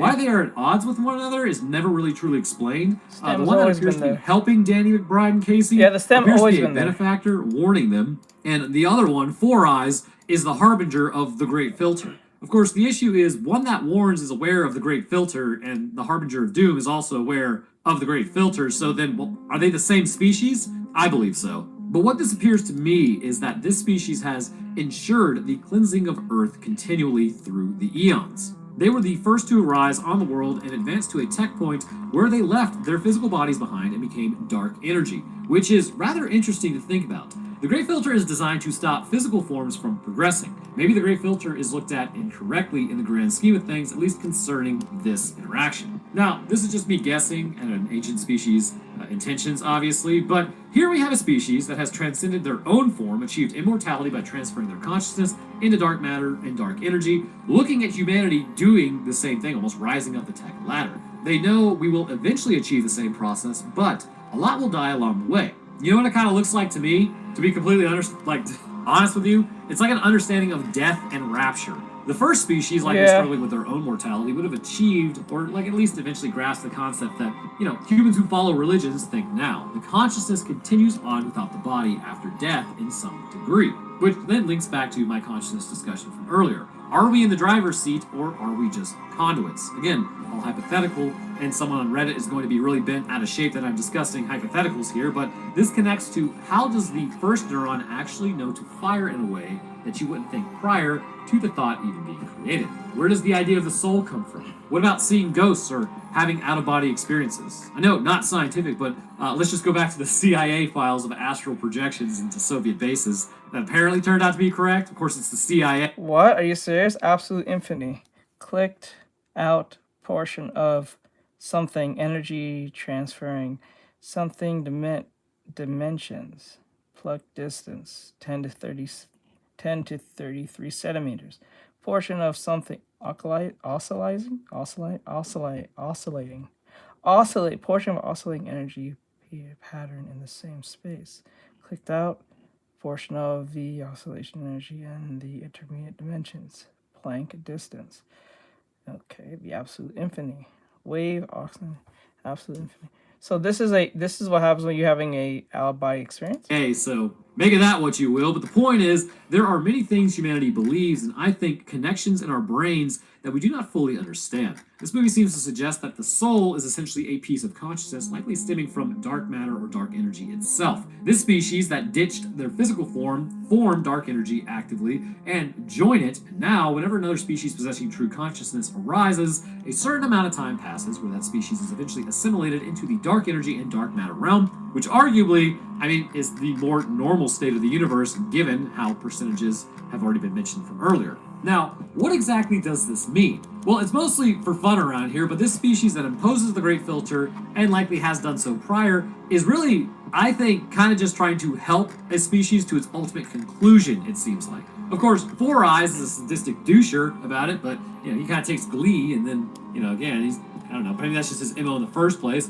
And I think the most clear-cut example of this consciousness transfer is when we see Boy Toy get taken over and start wrecking faces. You can kind of think of it as like a consciousness superimposed over his consciousness. Humanity at some point after death will on an individual level have their consciousness or their soul continue on as dark energy, but in their current form, much like how they are susceptible to the Great Filter, they are also susceptible to dark energy burning through their roof apparently, and then into their brains. Is this truly how consciousness is working as displayed? And if that's the case, then it seems to me that once this dark energy has entered the brain, the person will now have to contend with this dark energy force firing their brain towards certain actions, even though they are actively still aware. It's almost like two sets of neurons running at the same time. So it's consider it to be like this, like a ruminating thought that won't go away, except it can also reside within your primary motor cortex and cerebellum, which brings us around to the Harbinger. First, given this possession of human meat suits, it really seems like to me that this is a biomechanical body of sorts, not really fully living, but not really fully machine either. However, it can be damaged clearly as it takes a pitchfork to the guts, which then drops him. Now, I'm assuming, here's the thing, here's what's weird about this whole thing. It's, while the guy was changing who got possessed, the fiance, it was never really indicated that this was him at any point. It could be him, but those four eyes have already existed in the background when Ian was attacked. So none of this stuff really makes any sense. Anyway, so whereas dark energy variants are sort of like the rest of the population, I believe, they are benevolent for some reason, and they still impose the Great Filter on humanity, but they want to free us from our physical forms, negating sickness, pain, and death to become pure consciousness up in the sky. Possibly that makes sense. That's pretty much what all raptures are, like the one that was apparently supposed to happen on the 23rd. Brother, nobody knows when that's supposed to go down. People should probably just stop guessing. Yeah, they gotta stop doing that. It says in the Bible that you'll never know.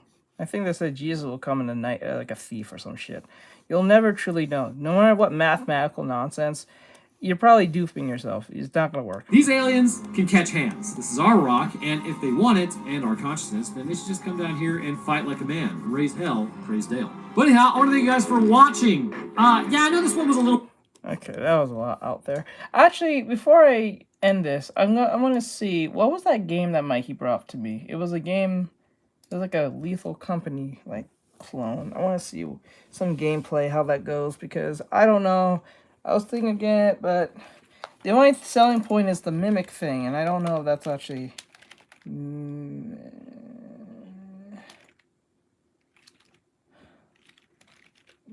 Lethal Company.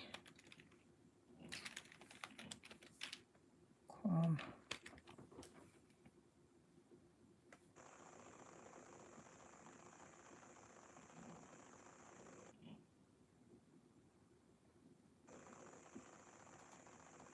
I am fascinated by the mini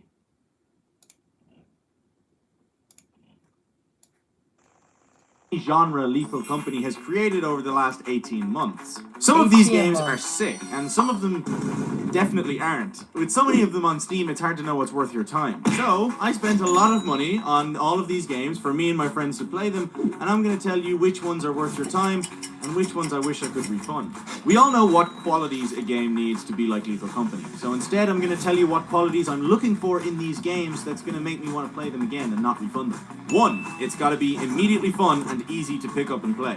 2, it's got to scratch that casual co-op horror itch.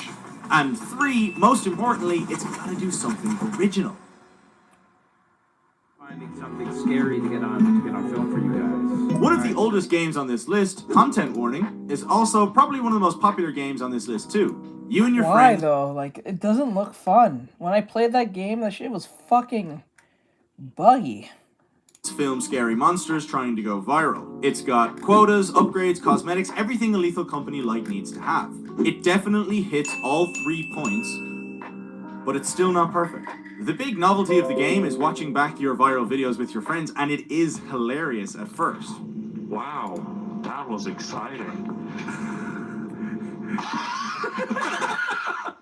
But the novelty kind of fades when you realize that these funny moments aren't the best way to earn points. So trying to progress through the game and having fun can kind of end up being 2 different experiences. I know that making a lot of noise earns you points, but that's not always the funniest thing that's happening. But to its credit, there's great monster variety. What the hell is even that? An incredibly cool art style and some meta progression if you care. Content Warning is definitely fun for a few hours, but it's not the best game we have here. I still will not be refunding it.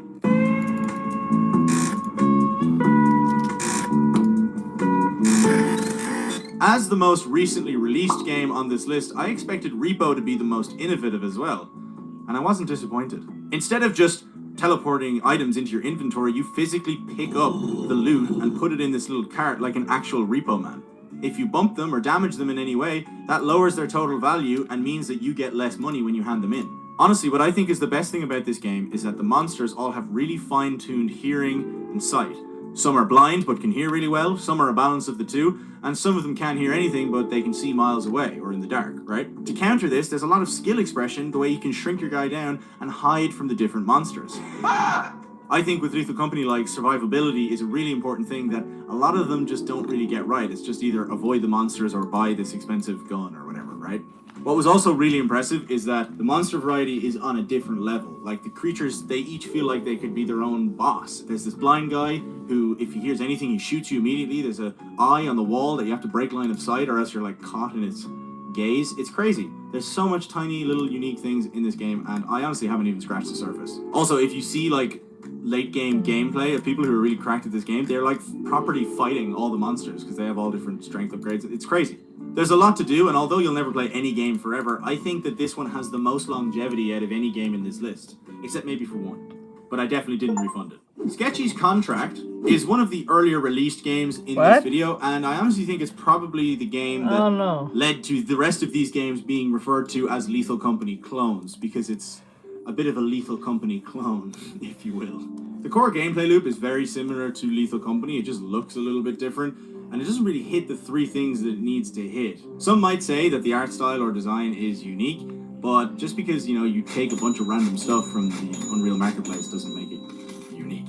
What I will say, though, is that this game has a unique feature about going out at different times, and that, you know, reveals different loot and more dangerous enemies. That's kind of cool. But because of the extreme jankiness and the derivative art style, and the way that my PC felt like it was losing HP the longer I played it, means that I would refund it. I really expected to enjoy Dark Hours. Like, the concept is a Lethal Company game set around a heist. You know, that's a really good concept. Our first heist, we loaded in and started doing all the different tasks, and then this guy shows up. And I was like, oh, he looks like shit. Oh, he's making me dance. This is dumb. But that's fine. He's only one of the enemies. Turns out each individual heist has one individual enemy, and we played this heist for almost an hour trying to just avoid this guy and do all the tasks. Like, you can res your friend. He kills one of you at a time. It's just, oh, somehow we ended up dying. It was stupid, and we were bunch of yeah, this is not fun. This sounds horrible. In Murky Divers, you play as scuba divers working for a big pharmaceutical company. You need to retrieve evidence and destroy it from all the spooky testing sites before the police arrive. It gets more difficult the deeper you go, and it also gets more difficult the more police attention you garner. This dynamic difficulty progression is definitely what sets it apart, and it hits all the other points as well. The design of a lot of the monsters definitely hits the balance between kooky and creepy that a lot of these games try to emulate. And I absolutely love the clunky controls when you have to drive the ship and interact with basically anything else in the world. I think it's obviously purposefully clunky, and it gives the game a lot of charm. There's not much to say, but go play it. It's definitely a banger game, and I will not be refunding it. Nuclear Nightmare as a game is very unique, and first things first, to give this game credit, the vibes are there. When you're on a snowmobile at night and snow's pouring, it's pretty cool. I also quite like the originality of the way it's a big map and you have to do a bunch of different tasks all around the map, avoiding monsters. The more tasks you do, the more sort of attention you garner from the monsters. But it's extremely jank, like unbelievably jank. The fucking can't move glitch. It's the worst glitch in the game. And the monsters, it doesn't really feel like you're skulking and hiding from them. They just come and get you when you do a task. It's frustrating. This game is definitely the one that I would struggle to refund the most. But yeah, I'd refund it. Pilgrim was actually the game that I was most excited to try for this video, mostly just because I love dark fantasy settings. They're the best. The game hits all 3 points, and its big unique spin is like you actually push the wagon instead of traveling to these different places, and that's kind of cool. You're forced to go on expeditions into dungeons and crypts and caves because each one will have a power crystal that you can use to power your wagon. The art style is the big takeaway for me, obviously in the dark fantasy setting. They suit each other so well, it feels like you're playing like Bloodborne. But once you do like the 4 or 5 different levels in the game, there's really not much else to do. That's boring. Okay, you're dead. I tell you what, if you like the look of it, pick it up, but I wouldn't expect to play more than a couple hours. I personally love the vibe, so I did not refund it. I'm not going to spend long talking about Panic Core, because when I look online, it feels like everybody's playing a different game to me. I loaded in with my friend, and we just kept dying to the same guy over and over again, and we tried absolutely everything to get past him, but he just made a beeline for us every single time. Running is very loud. Let's try sneaking. Did you hear that? Okay, maybe we don't know everything, dude. I fucking hate this game so much. He's coming right for me. Okay, fuck this. We tried double sneaking, like going incredibly slowly and watching the sound meter, not making a single sound, and still every time once we walked past a certain point, he just came and killed us. Might be a bug. Didn't really want to stick around to find out. I actually did refund this one because I only played it for like 22 minutes. The headliners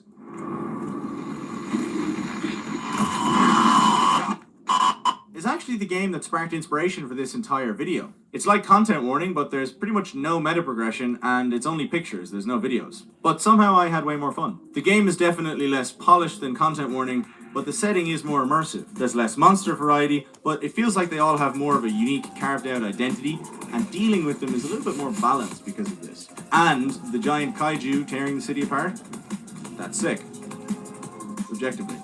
There's also a bunch of other stuff like losing limbs but you can still play, and fighting the monsters by picking stuff up and throwing at them. It's a lot of fun, and I'm going to play it more when more content drops, meaning I won't be refunding it. This is a lesser known Lethal Company like. It's about descending into something called the Gigastructure in an elevator that's alive. The elevator is named Kletka, and also the game forces your resolution to be like this. So that's definitely unique. You descend deeper and deeper, trying to improve your stats, finding stuff to feed the elevator so it can go deeper and deeper. There's no like quota per se. Honestly, I played like 4 or 5 hours of this game and I only ran into like one monster, but I was still enamored with the game. It's just got such a unique vibe. The art style and soundtrack of the game are beautiful, but what really drew me was that different levels of the Gigastructure might have a random effect, like a fog that grows denser every step you take, or zero gravity, and there's just some opportunities for some really unique and interesting vibes in this game. After looking at the wiki, I've kind of spoiled things for myself, but I'm also way more excited to get back into it because it seems like there's actually an ending to this game, which is really cool. I'm in one of the best positions you can be in with a video game with this game because I've played a bit and now I can't stop thinking about it, and all I want to do is play again and just discover everything and absolutely rinse it. That does mean that the timer of like, when this timer ends, you will stop enjoying this game, has begun, but you know. So obviously I didn't return it. Well, there you have it. If you want my take on what the best games in this list are, it's Kletka and Repo. Repo is very polished and seems like it has a decent future ahead of it. Kletka is an absolute diamond in the rough. In my opinion, these games are cheap and they're meant to be played for not a long amount of time, so why not get both? I also love Murky Divers. That game fucking rocks. As I always say, I love all video games, so if any of them piqued your interest, you should play them. You should also subscribe to the channel, like the video, and watch the rest of my videos, if you want. Also, check out the Patreon, where you can watch the extended gameplay cut of this video. Thank you very much for watching, and goodbye. Over on Kick, we've got one person who supported all. Okay. So at least I know there's a bunch of clones, but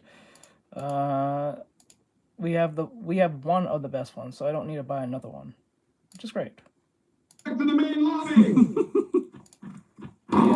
Yeah, no, we ain't waiting for nothing, I don't think, yeah. Okay, so there's acid rain out there. Behind you. And there's... Okay, what's up, guys? Today we're playing a game called Mimesis, a 4-player co-op survival horror game where the rain will turn people into twisted copies of themselves. In this game, the enemies mimic your voices, actions, and behaviors using a very detailed AI system. This is a traditional AI system specifically created by the developers to make players scared of every interaction. Every run in this game throws you into a completely new scenario where nothing is guaranteed and danger is always changing. Trust is completely optional as it has the potential to save your life or just end it. Different types of monsters lurk in these buildings to wreck your progress and eliminate your team. With procedurally generated maps, suddenly things are confusing and safety doesn't exist anymore.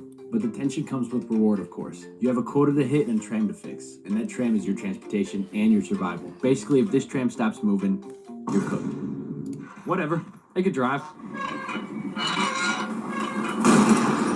Yo, so what up? But the resources are buried deep in these abandoned buildings, and the deeper you go, the more danger you put yourself in. We had some good scares and laughs playing this game, so I hope you guys enjoy the video of our experience. And make sure to click the link in the description to wishlist Mimesis on Steam. Thank you so much for watching. Looks like it's raining a lot in this game. This game looks wet. Looks like a lot of rain. I'm gonna start a new tram. Let's start our tram, fellas. All right, I have no idea.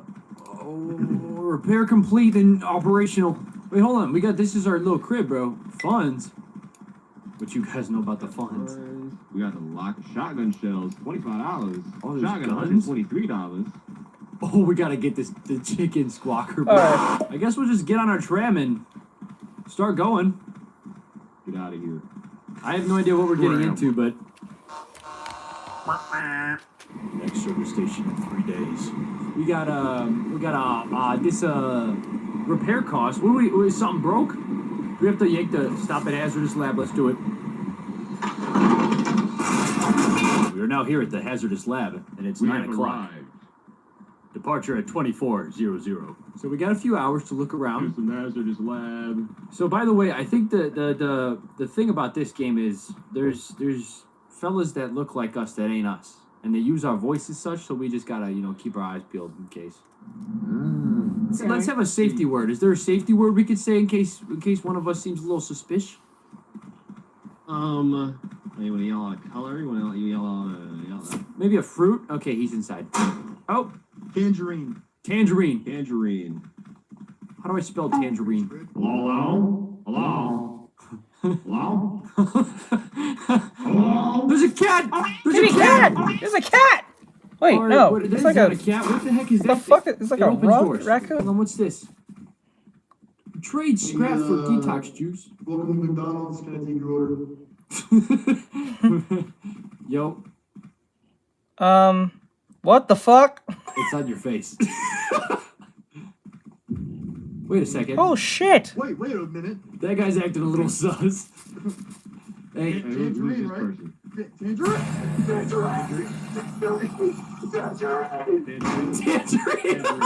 Tangerine. Oh, he's using the safety word. I heard it. No, yikes! Holy shit! Sorry, Sylvia, you're dead. Uh-oh. That was a little aggressive right off the rip. I mean, we had to use the safety word immediately. Tangerine as he's getting choke slammed. What is this? A red light? I need to find myself some, loot. Oh, toilet paper, $30! And it's like half used. I don't know about this. Money's money. Don't knock the grind. Hey. Hey, pal. How you doing? Tangerine. Okay, good. Tangerine. So what happened to Dylan? I think a bad man took his life. I think he just got possessed. I got toilet paper here. It's worth $30, bro. One roll. Inflation is nuts. Oh. Okay. Wait, that's actually kind of huge. Let me see what else is up here. All right. Well, I say we get this. Our radiation is going up. I think we have to. You see the top left? We got our health and we got the radiation. Yeah. I think we can't be here for too long. Oh, we do. Did you hear Trade that? scrap for Oh. No. What'd you hear? I heard young fella that sounded just like. Okay, I see something. What's that? What the fuck is that? Is that a monkey? What is that? What is that? Bro just walked in and left. Oh, whatever. Fuck it. What you looking at here? I want juice. We can get Ooh. This looks like Jack Daniels, but green. Ooh, I am no longer having radiation. However, comma, go. It took a toll on me, I think, a little bit. Yeah, it did. Yeah, so what's what's he Hey, what's he doing to me? Hey, Tangerine, man. You just take people? I just got kidnapped. Tangerine? Yeah, let's get out of here. Let's get out of here. We need to go. Tangerine. Oh, yeah, Tangerine. A little more So dark. No! Got me! Give me a Tangerine, Jim. Hey, Wait, whoa, what the fuck? Go back. What? Hey, Tangerine, man. I just got kidnapped. Tangerine? Yeah, let's get out of here. Let's get out of here. We need to go. Tangerine. Oh, yeah, Tangerine. A little more something. Oh, No! Got me! Give me a Tangerine, Jim. Hey, I'm good. What? Oh, he got out. Go home. Not rocking with. Hey, bro, I'm gonna need you to back yourself up, son. Oh shit! He started running. Oh my god, is this another entry? It's crazy. Okay, well, I guess we're back in it. Let me go, bro. Hey, Oh my gosh! Oh my god! Oh, y'all come outside. Rain acid, rain is acid. How do I get the button? Go! They're chasing you, bro! They're chasing you! Oh shit, they can run. We got 2 more days, I think. I think we need a new safety word as they caught on to the last one. Pomegranate. Pomegranate? Nah, these ones are getting too complex. No. Onomatopoeia. That's pretty good. Onomatopoeia. No. Onomatopoeia. No, I'm That's thinking. a safety word. What? Hey. $7. Oh, my bad. Ow. Yo, fellas, I'm pretty sure we got a pomegranate situation. Okay, we still got it. Yeah, there's a pomegranate situation. You got, no, that's an onomatopoeia situation. You got a call, bro. Hey. I need the juice. You give me the juice. I need it. I'm blinking red Bro. radiation. Radiation too, son. I got I'm blink. radiation. Wait a minute. We're gonna act like that didn't happen. What just happened? So why didn't you give me the sauce when my radiation was blinking red? Well, bro, my radiation was blinking too, bro. I shoot. Bro, look at this. Stoplight. Hey, what's that noise? What the heck is that noise? Hey, bro, you got a red light now. Ah, what is that? Beat him with the cone. Huh? Beat him with the... What The the... fuck? What the fuck? Yeah. Just an out. Oh! He's doing spin moves! Nah, this ain't a place for a fella like me. Yeah, I think we had $100 and now we don't. We lost everything. Yeah, we lost a lot of money. How do we repair the tram? How do we... Running without tram repairs. Screw it. Let's roll. No, we Get on can't. board. We gotta figure out how to repair this thing. What's broken? We need money, we don't have no money. Bro, looks good to I me, don't- though. I don't- mean, I this don't- thing looks what pretty the fuck? nice, honestly. Whatever. They could drive. Yo, so where the... Oh damn. No, we never had money. I was capping the whole time. Wait, funds 100! We got 100 funds! Oh, brother. What do we buy with 100 funds? Wait, flashlight. Guys, You flashlight. gotta get the detector. Oh no, he got a flashlight. Get a flashlight. Everybody grab a flashlight for yourself. Now we can see in the dark. We're idiots. We should have started with this. We don't got enough funds for that third flashlight. Ooh. No. You can get the compass. $6, man. That's a big steal. W. Okay, we got directions. We got light, we got direction. Should we go with the contaminated Oh, no. lab? The danger levels. I don't only see one myself square. playing this. I'm not sure. I'm not sure at all, We're bro. going. What the We ain't fuck? scared. We ain't scared. Alright, should we establish a new safe word? Well, he's gone. Here, one for me and you.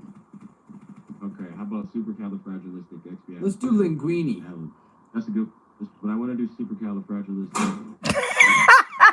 He walked away. Hey, no, fuck you. Look, I got a Hey, light say now, I that. can see everything. Oh shoot. Is it I pee? think that's bad water. Be careful. That's bad water. Okay, he's gone. Hey, be careful. Open up secret core. What Oh God. the? Hold The on. hell? I think you did something. My bad. Whoa. Wait, can you... Yo, My bad. Yo, we got this. Oh. Is he Wait, dead? can you hold that button open? Dylan, go to the button on the wall. Alright, sick. Oh, what the? Ah! He let go of it! Wait a minute, are you alive or are you killing? How did he survive it? Oh! Oh, look at my I body! mean, I'll come back. We got a hooter. We got a hoot max over here. That's that danger. Tricks are for kids. Oh, okay. Tricks are for kids. Tricks are not for kids. Go through the secret door, man. I want to go back there and maybe survive this time and trust my friends. The bro just bust a move. What? We just started dabbing. I didn't think people still do that I stupid think shit. the secret. I think it was this way. Oh man, I forgot. It's procedurally generated. It's not gonna be in the same spot. Nah, bruh. I've done forgot about that. Yeah, it's really not good for us. Yeah, I wanted to go in that secret tunnel so bad. Maybe we'll find another secret tunnel though. I really want to know.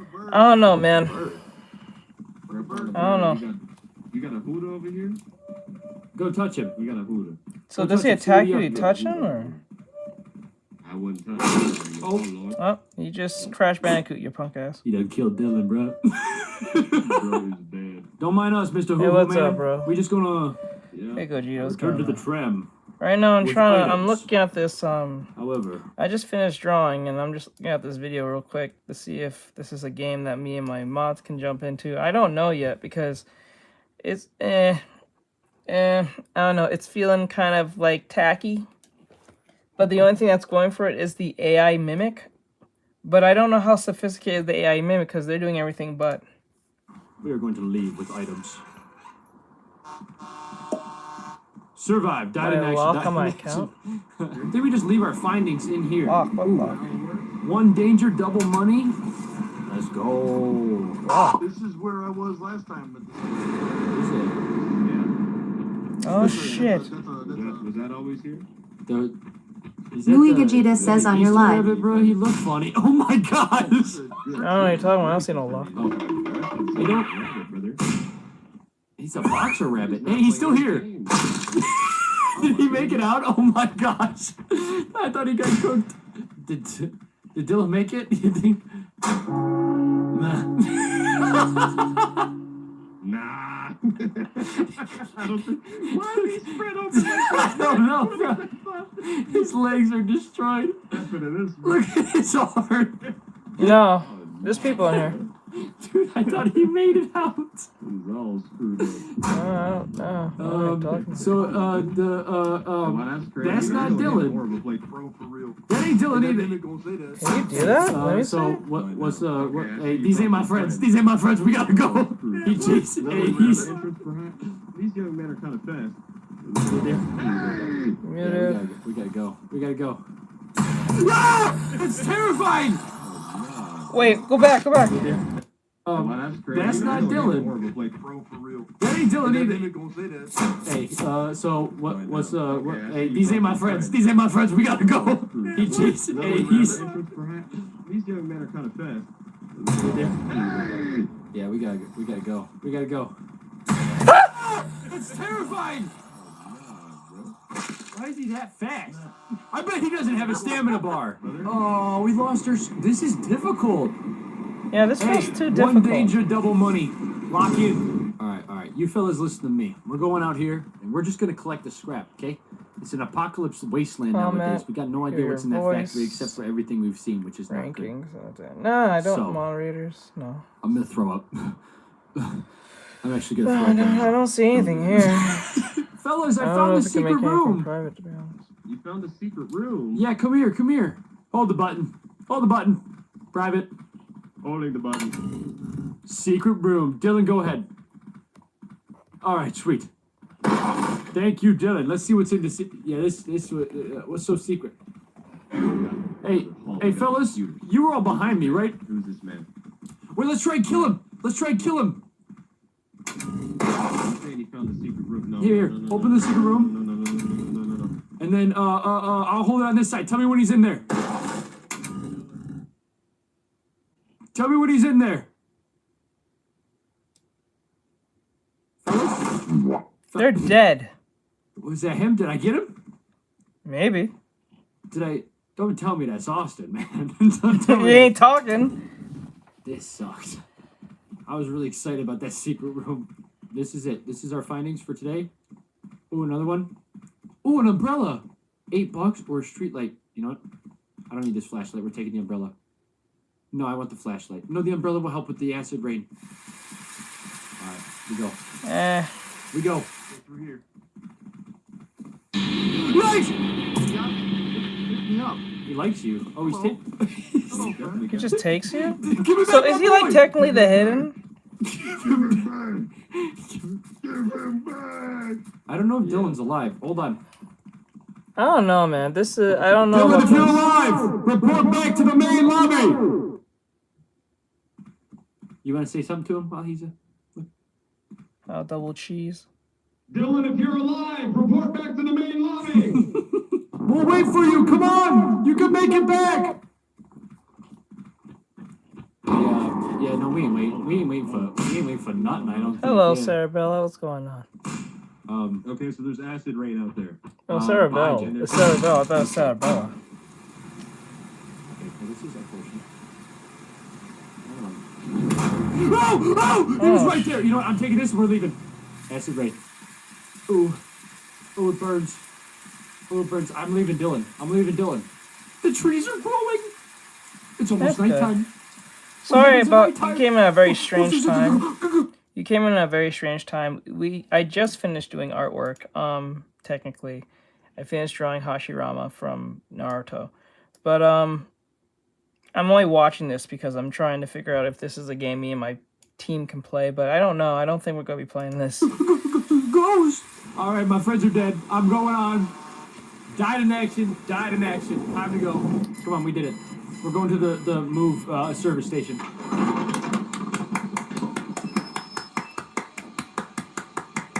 Round of applause for us. Flush that John, man. Flush it, repair it. Woo! Oh! What the? This is how you repair it? They just flip it over and then drop it in the old. Dang. All this costs $190. I got you, Sarah.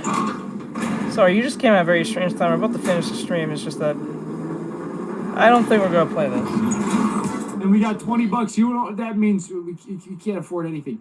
Tram repair success. Yeah. Wait, how are you doing that, bro? Look at bro. Oh, okay. Ooh. Wait, double dab. Ooh. Wait a minute. Ooh. Ooh. How much is repair cost? Gosh, man, that's a bit expensive. That's a big number, brother. No, we can't handle. Hey, double danger? I ain't even scared about it. We're going to double danger. Yeah. For this being a double danger level, really not that intimidating. I'm feeling pretty brave. Nope. Ooh, what's that? Sir, please. Sir, please, Well, stop. Luckily, you are in the right place. I do a lot of anime art. I'm about to finish the stream. So tomorrow, what's tomorrow? Tomorrow's what? Saturday. Tomorrow's Saturday, so I'm gonna be doing studies again, doing artwork. We was doing a bunch of anime work and stuff like that. I was doing studies earlier, and then I had to do a commission for a client, but I finished that finally from yesterday. So right now I'm just trying to figure out what we're gonna be doing. I need to finish up doing the 100 what do you call it, the animatic for the 100,000 milestone that we that I've reached. So we'll see what that's about. But yeah.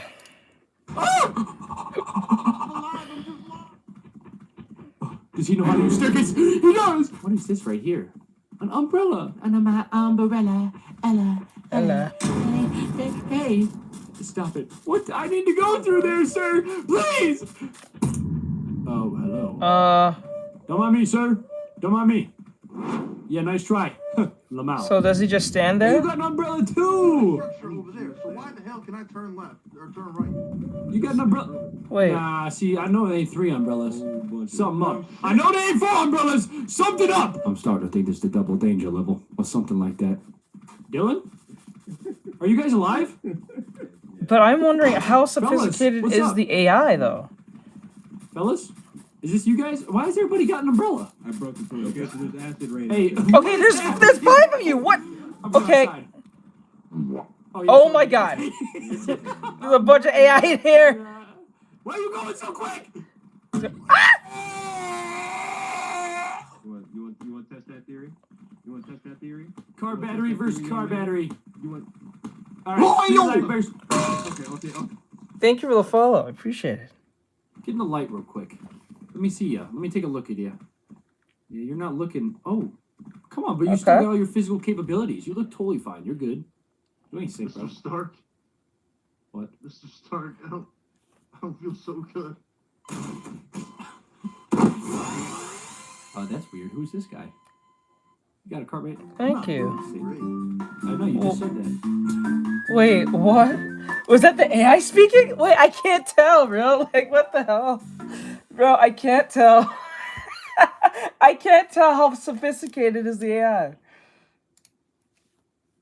It's alright. It's perfectly fine. It's perfectly fine. Alright. I'm going to stop it from here. That's the only reason I kept going watching that, because I just wanted to know that will be a Lethal Company clone we'll be playing, but I don't think so. It looks like it still needs a little bit more work. I'm going to wait for that game to get better over time if it does last that long. If it does last long and that game does get some popularity over time, I can see myself playing that with my friends, with my mods, and seeing if we can make some content on that. So anyway, with that said, I'm going to let you guys go. Thank you for coming in. I do appreciate it. I was going to play Lethal, but I think most of my mods are gone. So I'm going to just call it a night. I'll see you guys next time. Legend Crab says so COOL. All right, later. Have a great night, guys. Bye.